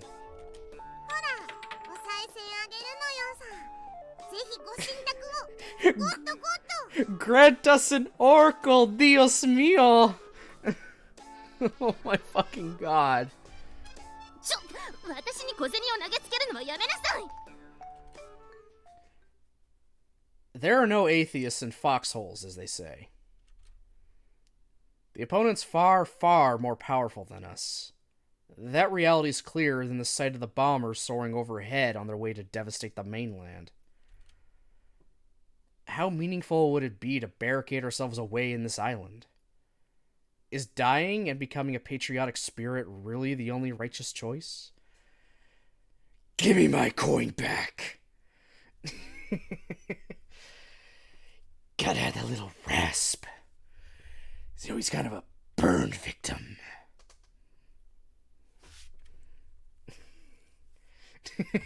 God, fucking Two-Face.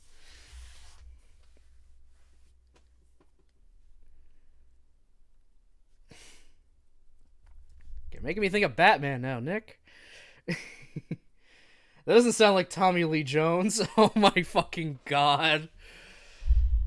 The man who I believe...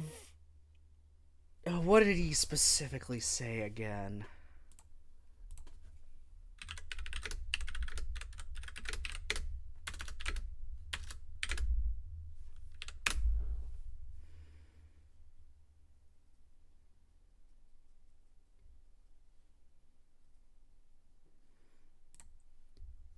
Trying to quickly do this.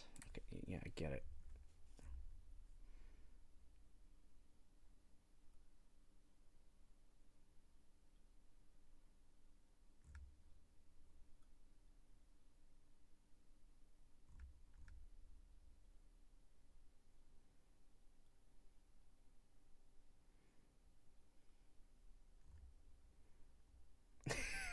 Oh, that's right. Yeah, Tommy Lee Jones actually hated working with Jim Carrey in that movie. I guess Jim Carrey just tried talking to him, I think, after the fact. Oh my god, he straight up told him, I hate you. I don't really like you. I cannot sanction your buffoonery. Like, how do you say that to someone with a straight face? I cannot sanction your buffoonery. I mean, Tommy Lee Jones is the man, but damn! He's a little more of a serious actor compared to Jim Carrey, especially back then, but still, holy fuck. Just straight up saying to him, I cannot sanction your buffoonery.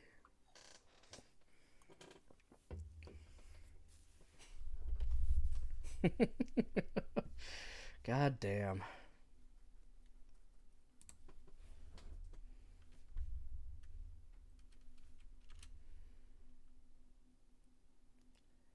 But survival gained by turning tail and fleeing is a shameful thing. Anyone with a shred of compassion for those left behind couldn't accept such a selfish path. The only easy way to resolve this is by sending Makina home to her family immediately. But what awaits her there is death, in spirit, if not in body. But if I were to flee with Makina in tow, those left behind in this school might very well suffer the consequences as well. In the worst case scenario, there's no guarantee they won't be taken as hostages. I understand that I'm being tested here. But it seems I'm a hopeless loser who can't make his own decisions when push comes to shove. Please help me, Sakaki. Yeah, he's begging at that point. I'll get her decision, then I'm gonna save and end. よしこ。だからユミコを勝手にヨシコにするなと何度も言っているでしょう。Sorry about that. Kids these days feel the need to invent slang for everything they see. Try to let it slide. だいたい答えはもう決まっているんでしょ。だったら好きにしたらいいじゃない。あなたたちは結局後始末を私に押し付けたいだけなのよ。違う？ You're not wrong. That's exactly how it is. I know we're being incredibly selfish. This might end up causing serious problems for you and the others. But even so, I want to protect Makina. 私の正直な意見を言っても構わない？ You think we're dumb. Is that going to be your opinion? It's probably going to be your opinion. Go ahead. この学園ではある程度の安全が保証されているとはいえ、イリスさんが標的になっている以上、イリスさん本人はもちろんのこと、他の学園生においても保護はしきれないというのが現状。 Yeah, so get her the hell out of here. that's it. Just get her out of here. It will be safer if you do leave.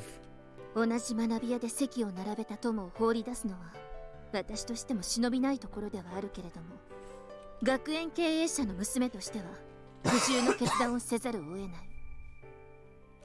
イリス・マキナさん、あなたを当学園から除籍します。 Make like a tree and get out of here. Thank you, Biff Tannen. 除籍。 In other words... 休学でも退学でもなく除籍。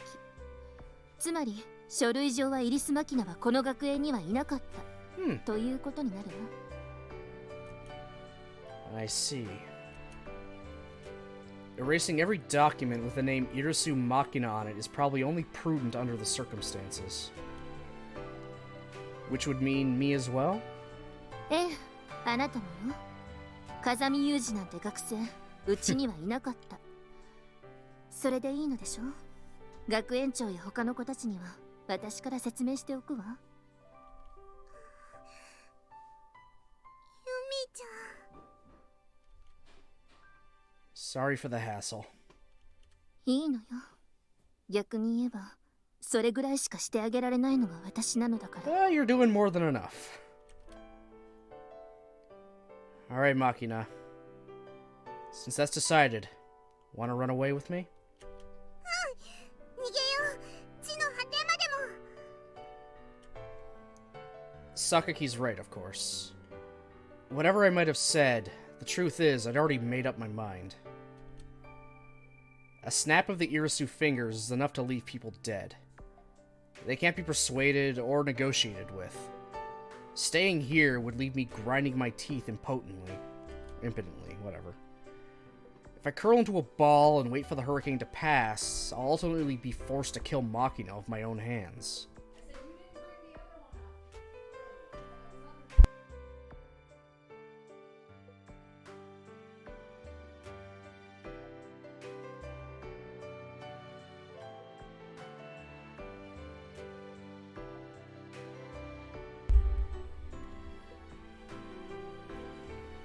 Given the choice between killing her and running away, I'd naturally choose the latter. But this disappearing into the night without a word would be agonizing. Knowing that those we're leaving behind might well face unjust suffering.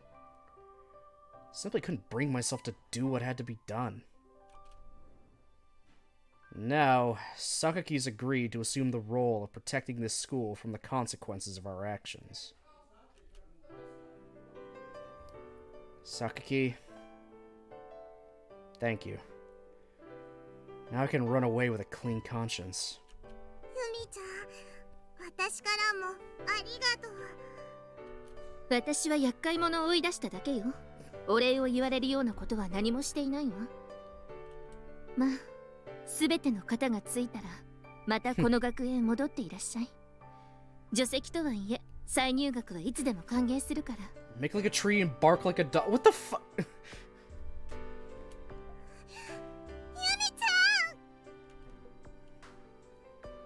Apparently overcome with emotion at Sakaki's unexpectedly warm words, Makina spreads out her arms like a bird flapping its wings.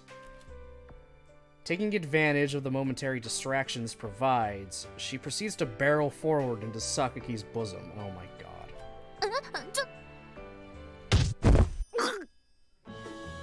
Well, there goes that tender moment. Closing to a grappling range with an exemplary slide dash before her target can even begin to evade, Makina twines her legs tightly around Sakaki's knees, cutting off any possibility of retreat. Oh my god. ありがとう、ユミちゃん。私、きっとここに帰ってくるから。わかったから、話して。それまで元気でね。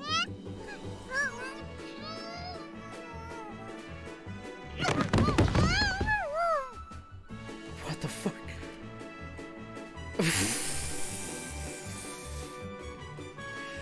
Makina forces her lips around those of her immobilized prey. And the girl's not playing around either. Oh my god. From this passionate kiss, accompanied by the faint clacking of teeth on teeth. Ugh. No, that's too much. I hate anything that happens to teeth. High five? I sense something like the essence of female friendship. Oh my god. A profoundly moving spectacle. Brings a tear to my eye.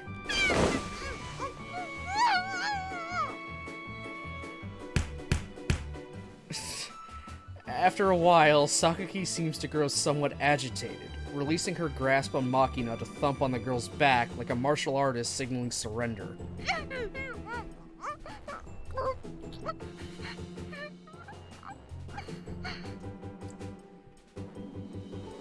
Okay, everyone, hand check.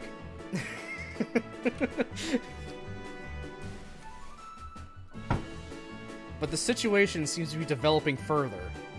Sakaki's slapping against Makina's back becomes progressively weaker, and the muffled grunts leaking out of the corner of her mouth grow sweet in tone. Oh my god!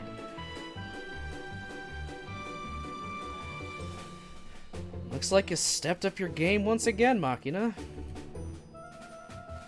Taking in this radiant scene of womanly effect, oh my fucking god, and noting with approval the maturation of my favorite pupil, I fold my arms in front of my chest and nod deeply in satisfaction. Oh my god.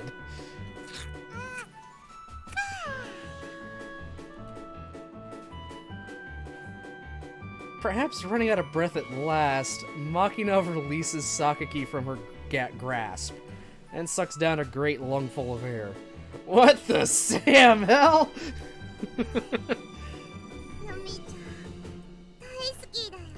Oh my fucking god.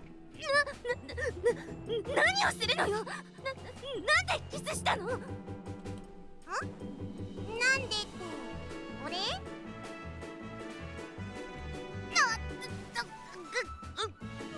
なんで？ Oh my god. サービス？ A bonus. もうそんなお礼とかサービスとかいいから、とっととこの学園から出て行ってちょうだい。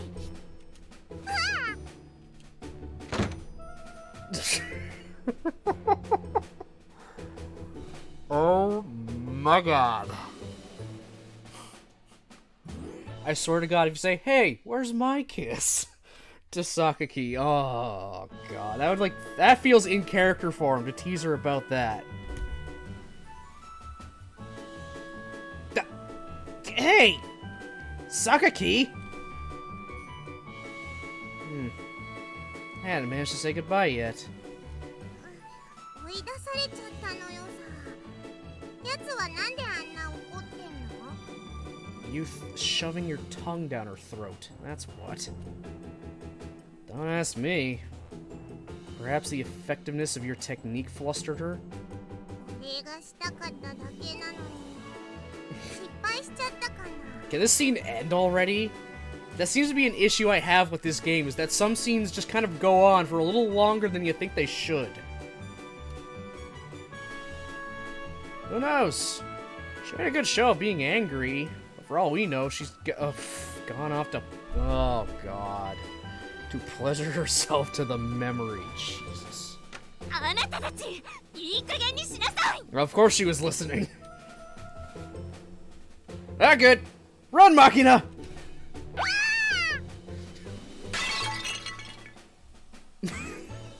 As a blunt projectile shatters noisily against the floor behind us, Makina and I flee at a sprint. Oh my god. You know, Makina, we have to say goodbye to the school now. Are you really alright with that? きっとこうするのが一番いいんだよ。ほら、猫ってさ、死ぬ時が迫ると飼い主の前からいなくなるって。 Don't bring up dying cats. きっと私もそんな感じなのよさ。 Still getting flashbacks to Miyamo. このままスッとみんなの前からいなくなってうるさい子だったなーってバカな子だったなー This right here. ちゃんと元気にしてるのかな This is kind of an example of what I really mean. They could have ended this scene with them just running and the crash of the vase. We didn't need this. Like, a lot of these scenes go on a little too long. そんな風に思われたままいなくなりたいよ。 It's fine. You won't die. I won't let you. There's nothing to worry about. Except for the screeching banshee of Sakaki. Okay, finally. セーブなのよさ。 That's good enough. I'll take it. Okay. Whew. Alright, so we got a fair bit there done. Got a nice chunk.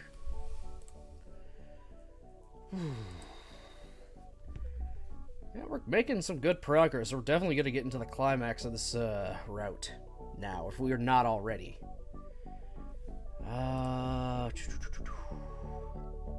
So tomorrow stream might be a little delayed just because I have to do some things in the morning. That's all. I'll just be I just have to do something kind of early. So it might be delayed by a little bit. That's all. Shouldn't be too bad. If I end up having to cancel for whatever reason, I'll let you guys know. I doubt it though, but there's always that possibility. And it will still be more of Grisaia. We'll do one more stream of it this week. Gotta really make up that time. Other than that, got nothing else for you guys. I'm gonna slowly start working on my schedule for next week. It'll probably be more or less the same as it is now, just probably sprinkling in a few Digimon Survive and a night stream or two to build this bad boy. We'll see, though. I'll figure that out. So, thanks everyone for watching, commenting, and lurking. I appreciate it very, very much. Hope you all have yourselves a great rest of your day, and I'll see you next time.